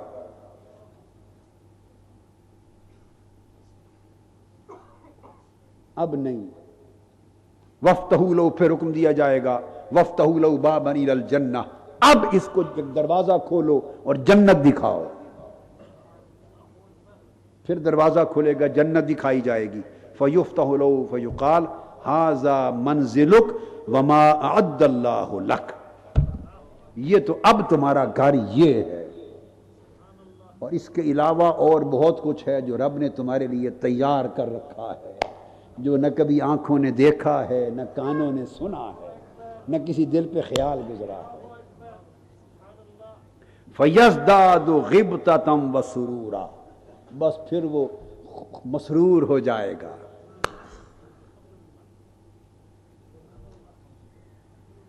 خوشی سے مسرور ہو جائے گا۔ پھر اس کو لٹا دیا جاتا ہے، اس کے بعد تو جسم اس کا قبر میں لٹا دیا جائے گا مٹی پر۔ وَتُجْعَلُ رُوحُهُ فِي النَّسِيمِ الطَّيِّبِ، اور روح اس کو کہا جاتا ہے یہ تمہارا ڈرائنگ روم ہے، جب کوئی ملنے سلام کرنے آئیں گے تمہیں قبر کے باہر، تو یہاں آ کے روح کو کہا جائے گا یہاں سے ان کا سلام سن لینا، جواب دے دینا، یہ ملاقات کی جگہ ہے، سلام دعا کی جگہ ہے، اور باقی رہ گئی رہائش، یہ دروازے کے پیچھے پوری جنت تیرا گھر ہے۔ القبر یا المنزلۃ الاولی للآخرہ، یہ آخرت کی منزل ہے، پہلی منزل ہے، یہ پہلا مرحلہ ہے۔ پھر اسی طرح امام ابن ابی الدنیا نے حضرت ابو ہریرہ رضی اللہ تعالیٰ عنہ ہی سے روایت کیا، اس میں الفاظ یہ آئے ہیں اذا وضع المیت فی قبرہ جاءت اعمالہ الصالحہ، جب میت کو رکھ دیا جاتا ہے تو اس نے زندگی میں جتنے اعمال صالحہ کیے تھے، نیک اعمال کیے تھے، جس سے ہم بے فکر ہیں۔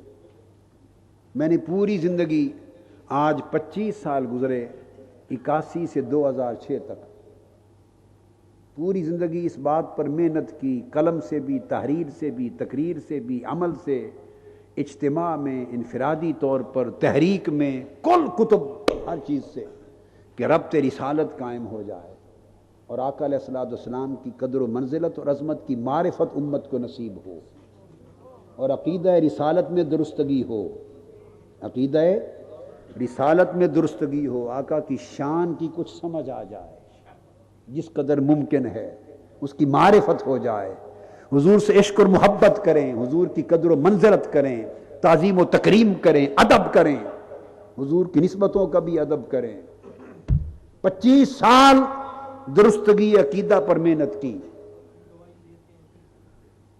اب سے میں نے اس سال محسوس کیا کہ ربط رسالت اور تعلق الی الرسول پر محنت سے عقیدہ تو درست ہوا اور ہوتا ہے، مگر اللہ پاک نے ہر کام کے لیے الگ الگ علاج بنا رکھے ہیں۔ سر درد اور بخار ہو تو اس کی گولی اور ہوتی ہے، موشنز ہوں تو اس کی گولی اور ہوتی ہے، انفیکشن ہو، بلغم ہو تو اس کے کیپسول اینٹی بائیوٹکس اور ہوتے ہیں، ٹی بی کا علاج اور ہوتا ہے، کینسر کا علاج اور ہوتا ہے، بینائی خراب ہو، ہر مرض کا ایک علاج ہوتا ہے۔ جو عقیدہ کی مرض تھی اس کا علاج میں نے تعلق بالرسول کی بحالی کی شکل میں سمجھا، اس پر محنت کی۔ اب میں نے دیکھا کہ عقیدے کی درستگی کا سامان ہو گیا، ہو رہا ہے، ہوتا رہے گا۔ اب میں نے دیکھا کہ عمل میں ہم لوگ بہت کمزور ہیں۔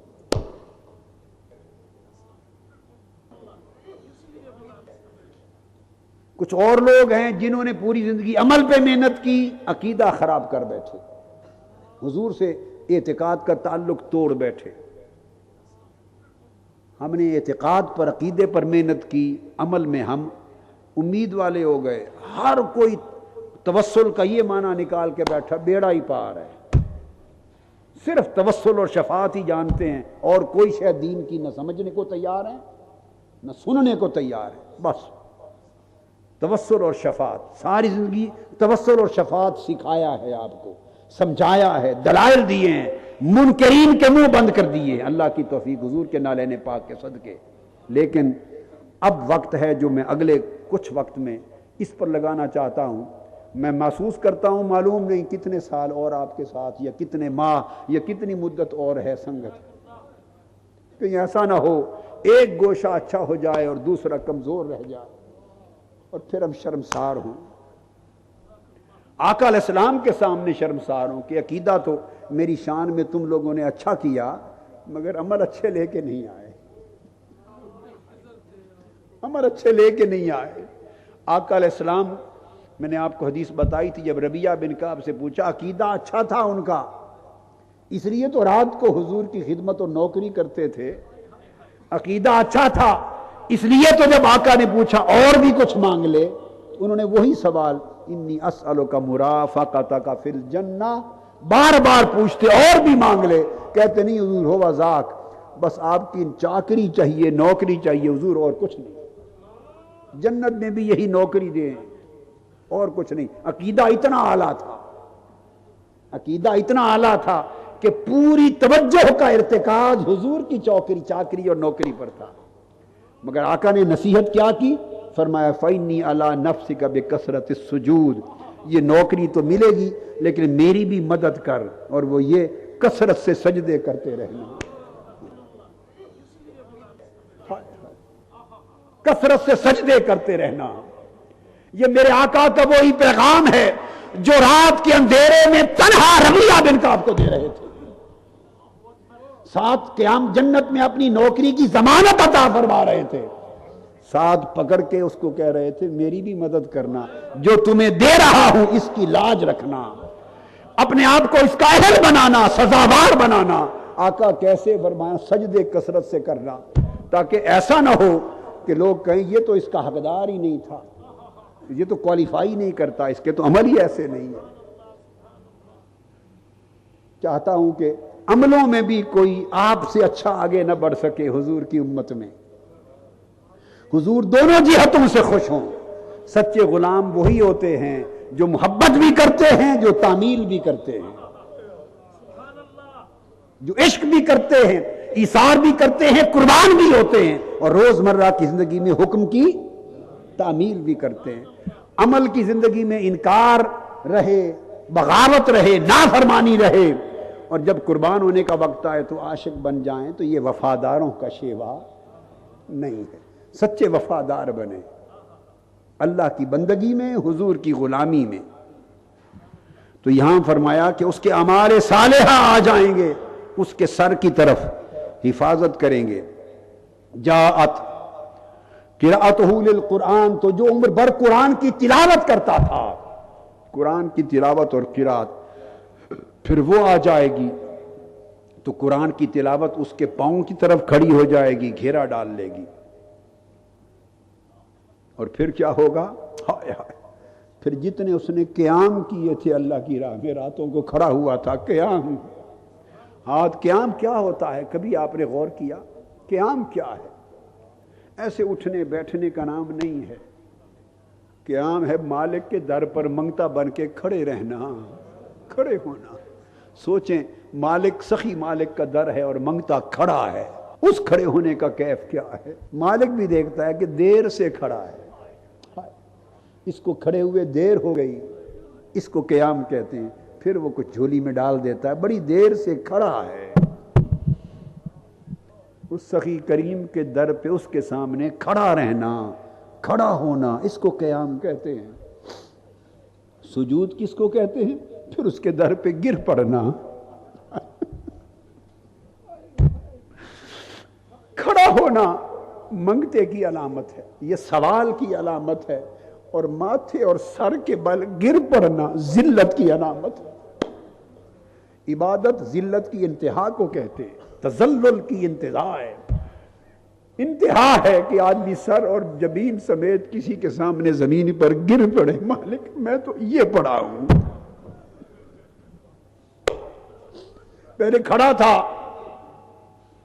اس کے قیام کھڑے ہونے پر بھی مالک کو رحم آ جاتا ہے، رحم آ جاتا ہے، اور دیر تک کھڑا رہے، قیام کو لمبا کیا کرے، رحم آ جاتا ہے سخی کو، دینے والے کو۔ اور پھر اندازہ کریں اس وقت اس کے رحم کا عالم کیا ہوگا جب منگتا سر اور ماتھے کے بل گر پڑے۔ سجدے کا معنی سمجھیں، گر پڑنے کو کہتے ہیں۔ جب سجدے میں جاؤ تو یہ تصور کیا کرو کہ اب مالک کا دروازہ ہے اور میں تو گر پڑا ہوں، مالک اب میں تو گرا پڑا ہوں، اب تو اٹھا دے یا دے دے۔ تو مالک کہتا ہے جب یہ انتہا ہوتی ہے منگتے کی، منگتے کے مانگنے کی انتہا ہے کہ ماتھے اور سر کے بل گر پڑے، پھر وہ خالی نہیں لوٹاتا۔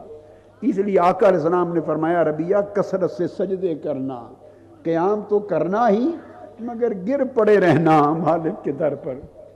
تمہیں اس قابل بنا دے گا. تو فرمایا پھر اس کا قیام آ جاتا، جتنا اس نے قیام کیا تھا وہ آ جاتے ہیں. وَإِنْ أَتَاهُ مِنْ قِبَلِ يَدَيْهِ قَالَتِ الْيَدَانِ، وہ اس کے ہاتھوں کو اس کے سامنے کھڑے ہو جاتے ہیں، اس کے قیام سامنے کھڑے ہو جاتے ہیں. كَانَ وَاللَّهِ يَبْسُطُنِي لِلصَّدَقَةِ وَالدُّعَاءِ. ہائے ہائے ہائے، اس کے ہاتھ کہتے ہیں وہ صدقہ اور دعا کے لیے پھیل جاتے ہیں. وہ ملائکہ جب آتے ہیں تو یہ سارے قیام، یہ صدقہ، یہ خیرات، یہ قرات اور تلاوت قرآن، اعمال صالحہ، یہ سارے بولتے ہیں لا سبیل لکم الیہ من قبلی. فرشتے جدھر سے آنا چاہتے ہیں یہ کہتے ہیں ہماری طرف سے راستہ نہیں ہے، راستہ نہیں ہے.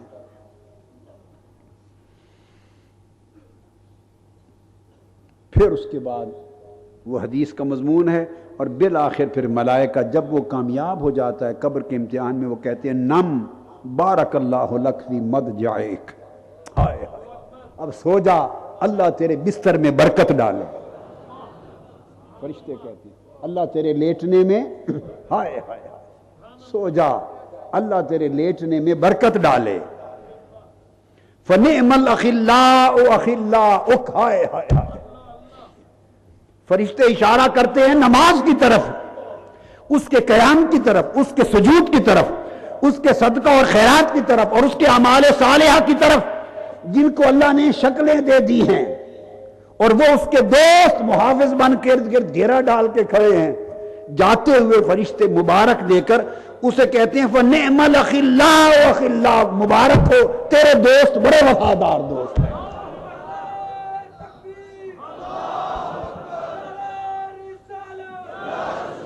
یہ تیرے اخلاء، یہ تیرے دوست احباب، اس دن نمازیں تمہارا دوست بن جائے گی.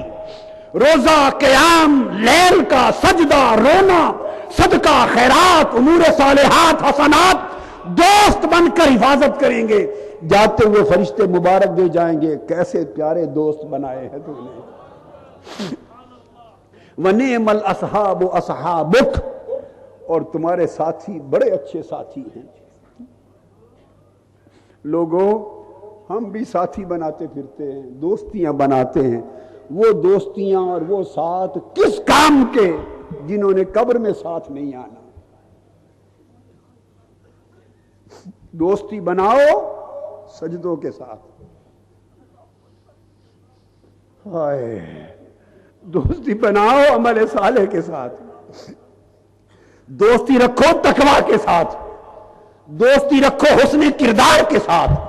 دوستی رکھو حسن خلق کے ساتھ، زبان کی مٹھاس کے ساتھ، دل کی نرمی کے ساتھ، طبیعت کی فراخی کے ساتھ، سخاوت کے ساتھ. یہ دوستیاں کرنے کی ہیں. معاف کرنے کے ساتھ، سجدہ ریزیوں کے ساتھ، عبادات کے ساتھ، حسن معاملات کے ساتھ. یہ ہیں دوستیاں. ہم نے بھی دوستیاں بنا رکھی ہیں. ہماری دوستیوں میں گپ ہے، ہماری دوستیوں میں خیانت ہے، ہماری دوستیوں میں آپس میں غیبت کا کلام ہے، چغلی ہے، شکایت ہے، شکوہ ہے، حسد ہے، بغض ہے، عناد ہے، عداوت ہے. کس کام کی دوستیاں، کس کام کی رشتہ داریاں ہیں؟ جب مل بیٹھتے ہیں تو غیبتیں ہوتی ہیں، جب مل بیٹھتے ہیں چغلیاں ہوتی ہیں، حق تلفیاں ہوتی ہیں، ایک دوسرے پر غصہ ہوتا ہے، مقابلہ بازی ہوتی ہے. لعنت ہے ایسے رشتوں پر، لعنت ہے ایسی دوستیوں پر جو قیامت میں اور قبر میں کام نہ آئیں. بدل جاؤ، دوستیوں کے معیار بدل دو، تعلقات کے پیمانے بدل دو. ارے کب وقت آئے گا؟ پہلے وقتوں میں آوازیں آتی تھیں، کسی کو چلتے ہوئے دیوار آواز دے دیتی تھی، کسی کو درختوں کے پتے آواز دے دیتے تھے، کسی کو شراب خانے سے ہی آواز آ جاتی تھی. فضیل، تیرے بدلنے کا وقت کب آئے گا؟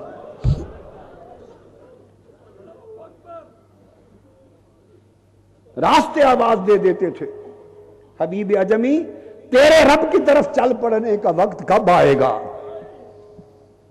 بشر حافی، تیرا بدلنے کا وقت کب آئے گا؟ آوازیں آ جاتی تھی. اب کون آوازیں دے؟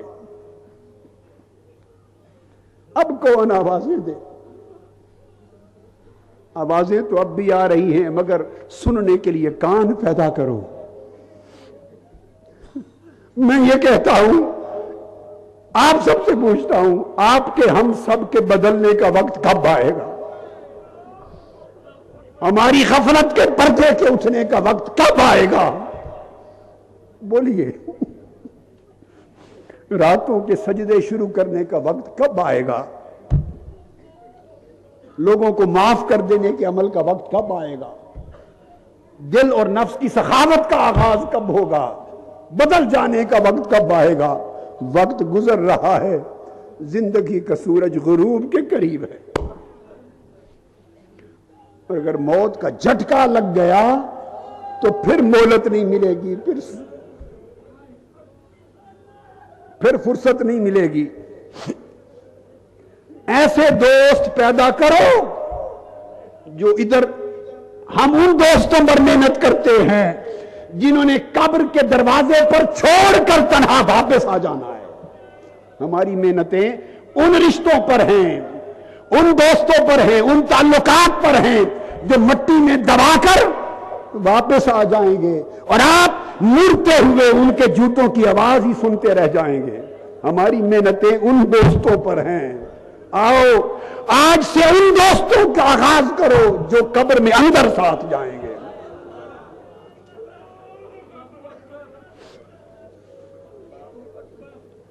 جو قبر میں اندر ساتھ جائیں گے۔ ہائے ہائے،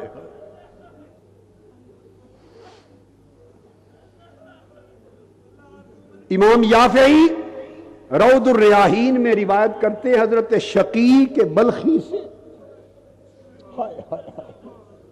حضرت شقیق بلخی، یہ سیدنا امام جعفر الصادق کے زمانے میں تھے، بلخ کے شقیق بلخی۔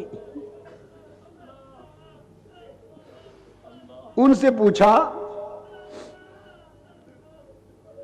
کہ بتائیں، قبر کی تاریکی آواز دیتی ہے، میں اندھیرا کوٹھا ہوں، روشنی کا بندوبست کر کے آ، تو قبر کی روشنی کیسے لے جاؤں؟ فرمایا طلبنا ضیاء القبور فوجدناہ فی صلاۃ اللیل۔ حضرت شقیق بلخی کہتے ہیں ہم نے قبر کی روشنی کا پوچھا کہ قبر کی روشنی کہاں سے ملتی ہے، تو ہم نے اس کو راتوں کے قیام میں پایا۔ قبر کی روشنی راتوں کی نماز میں ہے، تہجد میں ہے، رات کے نفلوں میں ہے، رات کے اٹھنے میں ہے، رات کے جاگنے میں ہے۔ رات کا جاگنا قبر میں نور دیتا ہے، روشن کرتا ہے، جگمگ کر دے گا۔ جب جائیں گے رات کو جاگنے والے قبر میں تو دنگ رہ جائیں گے کہ ساری قبر روشن ہے۔ تو ہم نے راتوں کی روشنی کا پوچھا، وہ صلاۃ اللیل میں ملا۔ وَطَلَبْنَا جَوَابَ مُنْکَرٍ وَنَکِیرٍ، پھر ہم نے پوچھا کہ منکر نکیر کو جو جواب دینا ہے وہ کہاں سے سیکھیں؟ منکر نکیر کو جواب دینا کہاں سے آئے، وہ کہاں سے سیکھیں؟ فَوَجَدْنَاهُ فِي قِرَاءَةِ الْقُرْآنِ، تو منکر نکیر کو جواب دینا ہم نے قرآن کی تلاوت سے سیکھا، قرآن کی تلاوت میں پایا۔ ہائے ہائے لوگو، اب تو ساری دوستیوں کا راستہ بھی شقیق بلخی بتا رہے ہیں۔ یہ وہ لوگ ہیں جو دوستیوں بنا کے گئے تھے، یہ کامیاب لوگ ہیں، اچھے لوگ ہیں، اچھے لوگ ہیں، اچھے سنگ تھے۔ فرمایا ہم نے منکر نکیر کا جواب قرآن کی تلاوت میں پایا۔ پھر ہم نے طلب کیا کہ قبر کا کام ہو جائے گا، وَطَلَبْنَا عُبُورَ الصِّرَاط، پھر ہم نے پوچھا کہ قیامت کے دن پل صراط بڑا مشکل مرحلہ ہے، اسے عبور کیسے کریں گے؟ فَوَجَدْنَاهُ فِي الصَّوْمِ، اس کو ہم نے روزوں میں پایا۔ روزے بول پڑے کہ ہم گزار دیں گے۔ وَالصَّدَقَةِ، پھر انہوں نے کہا، روزوں نے کہا میں گزاروں گا مگر میں اکیلا کافی نہیں ہوں، ایک ساتھی میں نے اور ساتھ لینا ہے، وہ کیا ہے؟ صدقہ اور خیرات۔ کثرت سے صدقہ اور خیرات کرو، روزے رکھو، صدقہ خیرات کرو، یہ پرصراط گزار دیں گے۔ ہائے ہائے ہائے، پھر کہتے ہیں آخر پہ پوچھا وَطَلَبْنَا ظِلَّ الْعَرْشِ، جب سورج سوا نیزے پر ہوگا اور کوئی سایہ قیامت کے دن نہیں ہوگا، صاحبانوں کی بات کرتے ہیں ہم، نہیں ہوگا، ہم نے پوچھا کہ عرش کا سایہ کیسے ملے، عرش کا سایہ کیسے ملے؟ فَوَجَدْنَاهُ فِي الْخَلْوَةِ، وہ ہم نے اعتکاف اور تنہائی میں پایا۔ یہ خلوہ اعتکاف، عرش کا سایہ کہاں سے ملے؟ وہ ہم نے خلوت میں پایا، اور آقا نے امت کو یہ خلوت اعتکاف کی شکل میں دی ہے۔ آپ سب چاہتے ہیں کہ نہیں عرش کا سایہ ملے؟ جی، اور دوستوں کے لیے بھی چاہتے ہیں ان کو بھی ملے؟ میں آپ سے یہ نہیں پوچھتا کہ ہر سال آئیں، نہیں، چاہتے ہیں کہ یہ سایہ عرش کا ملے؟ بولیے، ہاتھ اٹھائیں۔ پھر اس خلوت اور اعتکاف میں آئیں گے یا کوئی ایک بھی ناغہ کرے گا؟ بولیے، ناغہ کریں گے؟ نیچے کریں۔ مقصود یہ پوچھنا نہیں، آپ نہیں چاہتے کہ یہ فیض عرش کا سایہ آپ کے ساتھ دو چار اوروں کو بھی مل جائے، اتنا چاہتے ہیں؟ بولیے، دو چار اوروں کو بھی مل جائے، چاہتے ہیں کہ نہیں؟ تو آپ کو کئی دوست لائے، یہاں تک انہوں نے پہنچا دیا، دعوت دی تھی کہ نہیں لوگوں نے؟ بولیے، دی تھی؟ ان کے احسان مند بنے جنہوں نے دعوت دی اور آپ آئے ذل عرش کے لیے، عرش کے سائے کے لیے۔ اب آپ کا کام نہیں ہے کہ کم سے کم اور کچھ نہیں تو آپ میں سے ہر ایک دو اور نئے لوگ پوچھ کر، جو نہیں آیا کبھی، دو اور نئے لائیں کہ اس میں ان کو بھی شریک کریں۔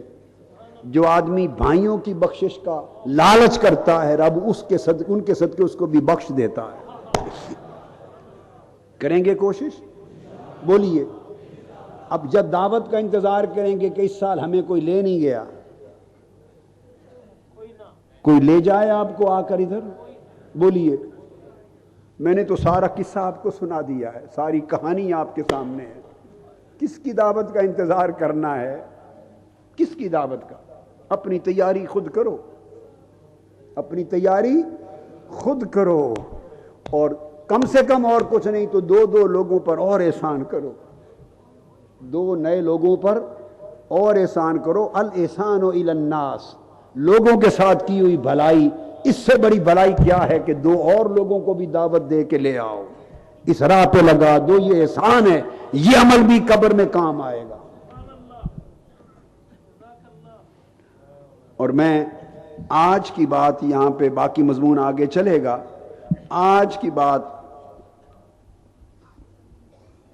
یہاں پہ ختم کرنا چاہتا ہوں کہ یہ اعمال جو قبر میں کام آئیں گے، جو بچاؤ کریں گے، حفاظت کریں گے، اور جاتے ہوئے مبارکباد دے کے جائیں گے فرشتوں کے، مبارک ہو، اچھے دوست تیار کر کے لائے ہو۔ تو دوست وہ نہیں جو قبر کے دروازے پر چھوڑ جائیں، دوست وہ ہیں جو قبر میں اندر جائیں، اور آپ جب پوچھنے کا، جب حساب و کتاب کا وقت آئے تو محافظ بن کے چاروں طرف کھڑے ہوں۔ دوست اسی کو کہتے ہیں، دوست اسی کو کہتے ہیں جو مشکل وقت میں کام آئے۔ جو چھوڑ کے چلے جائیں وہ دوست نہیں ہیں، دوست وہ ہیں جو قبر میں بھی جائیں، اندر بھی کام آئیں۔ اور یہ تو سارے بتا دیے، ان میں سب سے بڑھ کر ایک دوست بتا دوں، آخری بات بتا دوں، نماز کا بھی ہوا، عبادت، سارے کام آنے والے ہیں، اور سب سے بڑھ کر کوئی ایسا دوست چاہیے کہ جب یہ سارے کام ہو چکے ہوں گے، انہوں نے تو فرشتوں کو آنے سے روکنا ہے نا، وہ کہیں گے اب اٹھ کے بیٹھ جا، یہ تمہارے دوست ہمیں تمہارے قریب نہیں آنے دیتے، اب تو بتا یہ ہستی کون ہے۔ اب ایک دوست اس لمحے کے لیے بھی چاہیے کہ آپ اس وقت جب پوچھا جائے تو آپ پہچان سکیں۔ کہیں اس سوال میں مار نہ کھا جائے.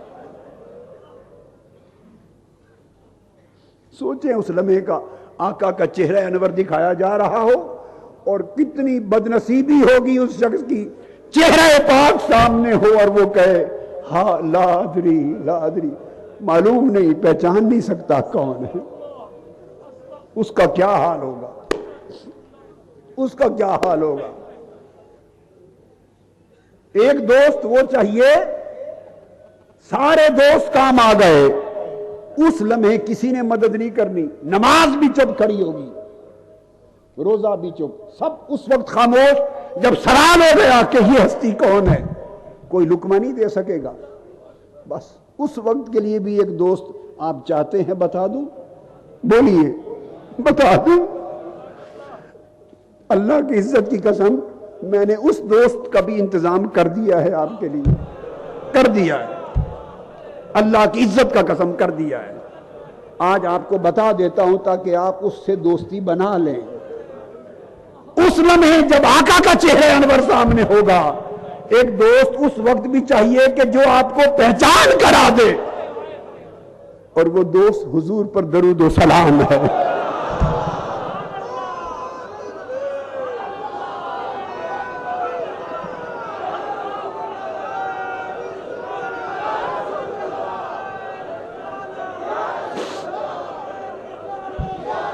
جو شخص کثرت کے ساتھ میرے آقا پہ درود و سلام زندگی بھر پڑھتا ہوگا, ہر لمحہ پڑھتا ہوگا, کثرت سے پڑھتا ہوگا, جب چہرہ مصطفیٰ سامنے ہوگا اور ہر کوئی چپ کھڑا ہوگا, لقمہ دینے کی جرت نہیں ہوگی, پہچان کا وقت ہے کہ خود پہچان یہ کون ہے, اس وقت جو دوست کام آئے گا پہچان کرانے میں وہ درود و سلام ہے. اس کے لیے میں نے پوری تحریک منہاج القرآن کے لیے کہ اس لمحے دوست کام آئے گوشہ درود بنا دیا ہے.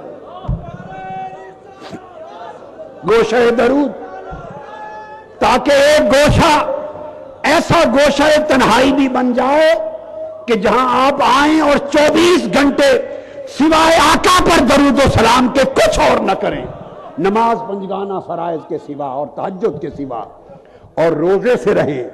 سارے اعمال یکجا کر دیے گوشہ درود میں. 10 دن گوشہ درود میں آنے والے آتے ہیں, 10 کے 10 دن روزے سے رہتے ہیں, تو روزے بھی آ گئے. 10 کے 10 دن پنجگانہ نماز کے ساتھ تہجد اور اشراق پڑھتے ہیں, اوابین پڑھتے ہیں, نوافل عبادات بھی آ گئی. 10 کے 10 دن وہاں گوشے میں تلاوت ہوتی ہے, قرآن کی قرات بھی آ گئی. اور آخری چیز جس نے حضور کی پہچان کرانی ہے, وہ لاکھوں کی تعداد میں 24 گھنٹے تسلسل سے حضور پہ درود بھیجا جاتا ہے, درود و سلام بھیجا جاتا ہے. ہر عمل اپنا اپنا کردار ادا کرے گا. جب چہرہ مصطفیٰ کے دیدار کا وقت آئے گا اور پوچھا جائے گا بتا یہ کون ہے, ان کو پہچانتے ہو, اس وقت درود و سلام کام آئے گا. یہاں میں ایک اپنے وجدان کی بات کہتا ہوں, اور میں نے اس کو بڑے لوگوں کے احوال میں ہوا بھی ہے, احوال میں ہوا بھی ہے. بڑے بڑے اکابر اگلے زمانوں کے واقعات میں ہے کہ وفات ہو گئی, کسی نے پوچھا کہ تمہارے ساتھ کیا ہوا, خدا کا شکر ہے اس لمحے کامیابی سے گزر گیا. انہوں نے پوچھا کون سا عمل کام آیا, انہوں نے کہا حضور پر درود پڑھنا کام آ گیا, درود پڑھنا کام آ گیا. اور میں بتانا چاہتا ہوں اگر کثرت کے ساتھ زندگی میں اس درود کے عمل کو 10 دن آئیں, سارے کام صرف حضور کے درود و سلام کے لیے چھوڑ دیں, اس نیت سے آئیں کہ 10 دن رات جا کے صرف حضور پہ درود و سلام بھیجنا ہے, کیا ہوگا, شناسائی پیدا ہوگی. روز ہزاروں لاکھوں کی تعداد میں شام کے وقت رجسٹر کھلے گا, گوشہ درود سے آقا کی بارگاہ میں درود پیش ہوگا. اور حدیث پاک میں ہے فرشتے نام, والدین کا, باپ دادے کا نام, علاقہ, محلہ, پتہ تک بتا کے پیش کرتے ہیں. حضور فلاں ابن فلاں نے درود بھیجا ہے, اتنی بار بھیجا ہے, فلاں جگہ سے بھیجا ہے. تو حضور ہر روز سنیں گے 10 دن اور پھر پلٹ کے دوبارہ کبھی آ جائیں، پھر آ جائیں. تو 10 جب زندگی میں اس عمل کو گوشہ درود میں ہمیشہ جاری رکھیں گے تو کچھ بعید نہیں، آخری بات کہہ رہا ہوں، کچھ بعید نہیں کہ درود سلام پڑھتے پڑھتے پڑھتے تعلق ایسا بن جائے کہ جب آقا کا چہرہ پاک سامنے ہو اور فرشتے پوچھیں کہ بتاؤ یہ کون ہے، تو شاید یہ تعلق بھی ہو جائے کہ آقا بڑھ کے کہیں فرشتوں اب اس سے نہ پوچھو، مجھ سے پوچھو کہ یہ کون ہے.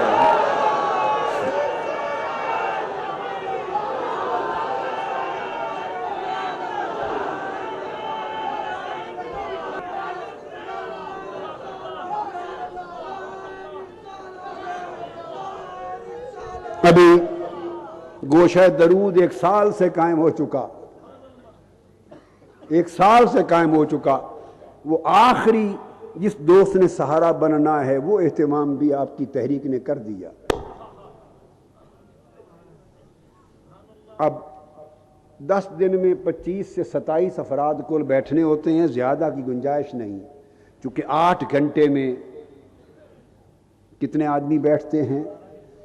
8 ایک وقت میں 7 آدمی بیٹھتے ہیں ایک وقت میں.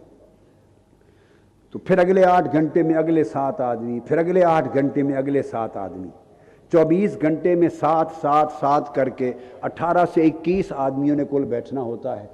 8 گھنٹے آرام کر کے پھر وہ 16 گھنٹے تھوڑا کوئی سوتا ہے، وہ پھر وضو کر کے، چونکہ اور کسی کام کی اجازت نہیں نہ گفتگو کی، وہ وضو کر کے جب آرام کر لیتا ہے تو پھر اسی میں آ کے بیٹھ جاتا ہے. تو 16-17 آدمی ایک وقت میں بھی ہو جاتے ہیں.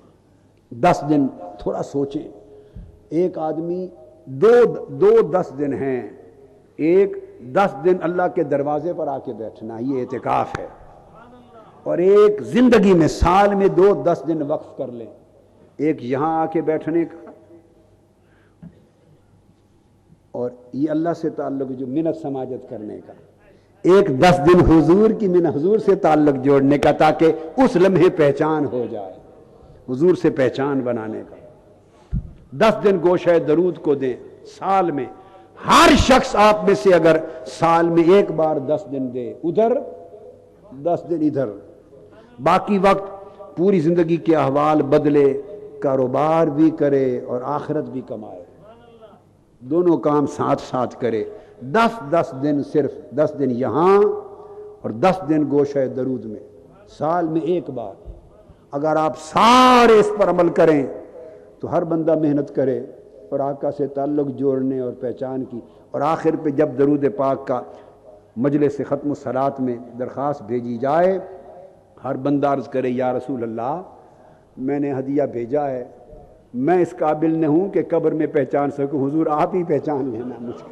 بس یہ دعا کریں، حضور میں اس قابل نہیں کہ پہچان سکوں، آقا جب وہ وقت آئے تو آقا اس نوکری کو ذہن میں رکھ کے آپ پہچان لینا، اس غلام کو بچا لینا. یہ دعا ہے گوشہ درود کے لیے، یہ دعا ہے. حضور میں پہچان نہیں سکوں گا، اس آقا آپ پہچان لینا، نوکر ہوں، رات دن حضور کے درود کے لیے آ بیٹھا ہوں. یہی دعا کریں. تو آپ سب کے سب لوگ 10 دن اعتکاف کے، اور ایک سال میں کوئی ایک 10 دن لکھوا جائیں، ان کو رجسٹر کروا جائیں، یہ لگے رہیں اور اپنے مقرر ایام میں آئیں. 10 دن گوشہ درود کے، صرف حضور کے درود و سلام کے لیے وقت کرنے کو تیار ہیں یا نہیں؟ ہاتھ کھڑا کریں. پھر بھول جائیں گے یا وعدہ نہیں کرتے، یا کرتے ہیں تو پھر نبھاتے ہیں. نہ کریں، اگر کر لیا ہے تو نبھانا سیکھیں. ہاتھ اٹھائیں، بتائیں نبھائیں گے. آپ سے 3 چیزیں مانگی ہیں، سنیں. ایک عمر بھر، یعنی سال بھر میں، عمر بھر میں بدل جانا، جہاں ہیں بدل کے رہو، جہاں رہیں بدلے ہوئے رہو. دنیا دیکھے اور کہے بدل گئے، اللہ والے ہو گئے، فکر آخرت میں رہیں، حضور کی عشق اور غلامی اور فنائیت میں رہیں، اللہ کی بندگی میں رہیں اور آخرت کی فکر اور خوف میں رہیں. ایک تو بدلنا کہا مانگا ہے، ٹھیک ہے جی. دوسرا کہا ہے کہ یہاں کے 10 دن زندگی میں کبھی نہ چھوڑیں. چھوڑیں گے؟ اور خود نہیں 2-3 اور بھی بڑھائیں، ہر بندہ نئے 2 اپنے ذمے لے لے، دعوت کا انتظار نہ کرے، آگے دعوت دے۔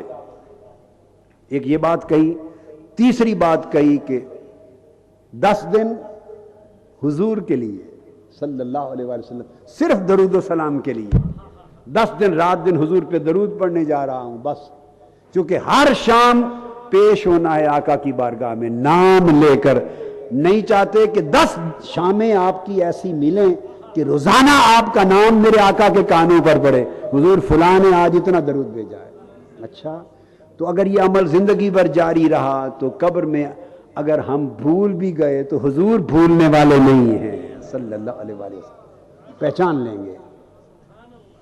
تو 10 دن وہ مانگے ہیں، یہ آپ کا وعدہ ہو گیا ہے؟ بولیے، یہ پختہ ہے یا کچا ہے؟ میں نے اور آپ سے کیا لینا ہے؟ آپ بدل جائیں یہی کچھ چاہتا ہوں، اللہ سے جڑ جائیں، حضور سے جڑ جائیں، بس اللہ سے جڑ جائیں، جی ہاں، آپ کے بھلے کے لیے اللہ سے جڑ جائیں بندگی میں، اور حضور کے قدموں سے جڑ جائیں غلامی میں، محبت میں، اتباع میں۔ پہلے کام کے لیے 10 دن یہ آپ کی مدد کریں گے اعتکاف کے، حضور سے جوڑ اور پہچان تعلق بن جائے، گوشہ درود کے 10 دن کام آئیں گے۔ اب آپ نے فون کریں، رابطے کریں، یہ آپ کا کام ہے، خط لکھیں، دنوں کا تعین آپ نے کرنا ہے، بیک وقت اتنے لوگ نہ آ جائیں کہ گنجائش نہ ہو۔ ایک وقت میں 21 سے زیادہ آدمیوں کی گنجائش 10 دنوں میں نہیں ہوتی۔ رابطہ آپ نے کرنا ہے، سنیں یہ نہ کہیں جی پھر ہمیں کسی نے کہا ہی نہیں، آپ کو کہہ دیا، ختم، اب کوئی نہیں کہے گا، انتظار کریں گے، کہہ دیا آپ کو، بولیے کہہ دیا۔ اور ایسا عمل کہ ادھر آپ حضور پر درود بھیجیں، ادھر اللہ آپ پر درود پڑھے، ایسا عمل آپ کے اللہ تعالیٰ میرے حضور پہ درود بھیج، اور حضور نے فرمایا آپ ایک بار درود پڑھیں، اللہ 10 بار آپ پر پڑھے، 10 نیکیاں دے، 10 درجے بلند کرے، 10 گناہ معاف کرے، 10 مرتبہ صلی اللہ علیہ، 10 مرتبہ آپ پر درود پڑھے اللہ، اور حضور کو پیش ہو اور حضور خوش ہوں۔ یہ سارا سرمایہ ہے کہ قبر میں جب آخری سوال ہو حضور کی پہچان کا تو وہ بھی پار ہو جائے۔ تو یہ آج کا عہد کافی رہے گا؟ بولیے، اعتکاف کا عہد، 3 عہد کر رہے ہیں، بولیے اعتکاف کا عہد، ایسے ہاتھ جوڑ لینا میرے ساتھ، ایسے پختہ کریں اوپر، زندگی میں اس طرح کریں کہ عہد کر رہے ہیں۔ اعتکاف کا عہد، اس دروازے پر، اللہ کے دروازے پر بیٹھنا ہے 10 دن، کبھی نہیں چھوڑنا یہ بیٹھنے کی عادت۔ پھر 10 دن حضور کے درود و سلام کے لیے گوشہ درود میں سال میں کم سے کم ایک بار 10 دن کے لیے آنا ہے، کریں، پختہ عہد ہے، آئیں گے، توڑیں گے تو نہیں، اور بیٹھیے۔ تیسرا عہد پھر ہاتھ اٹھاؤں گا، دائمی، اس میں سوچ لیں، وہ میں چاہتا ہوں کہ سارے ہی بدل جائیں، سارے بدل جائیں۔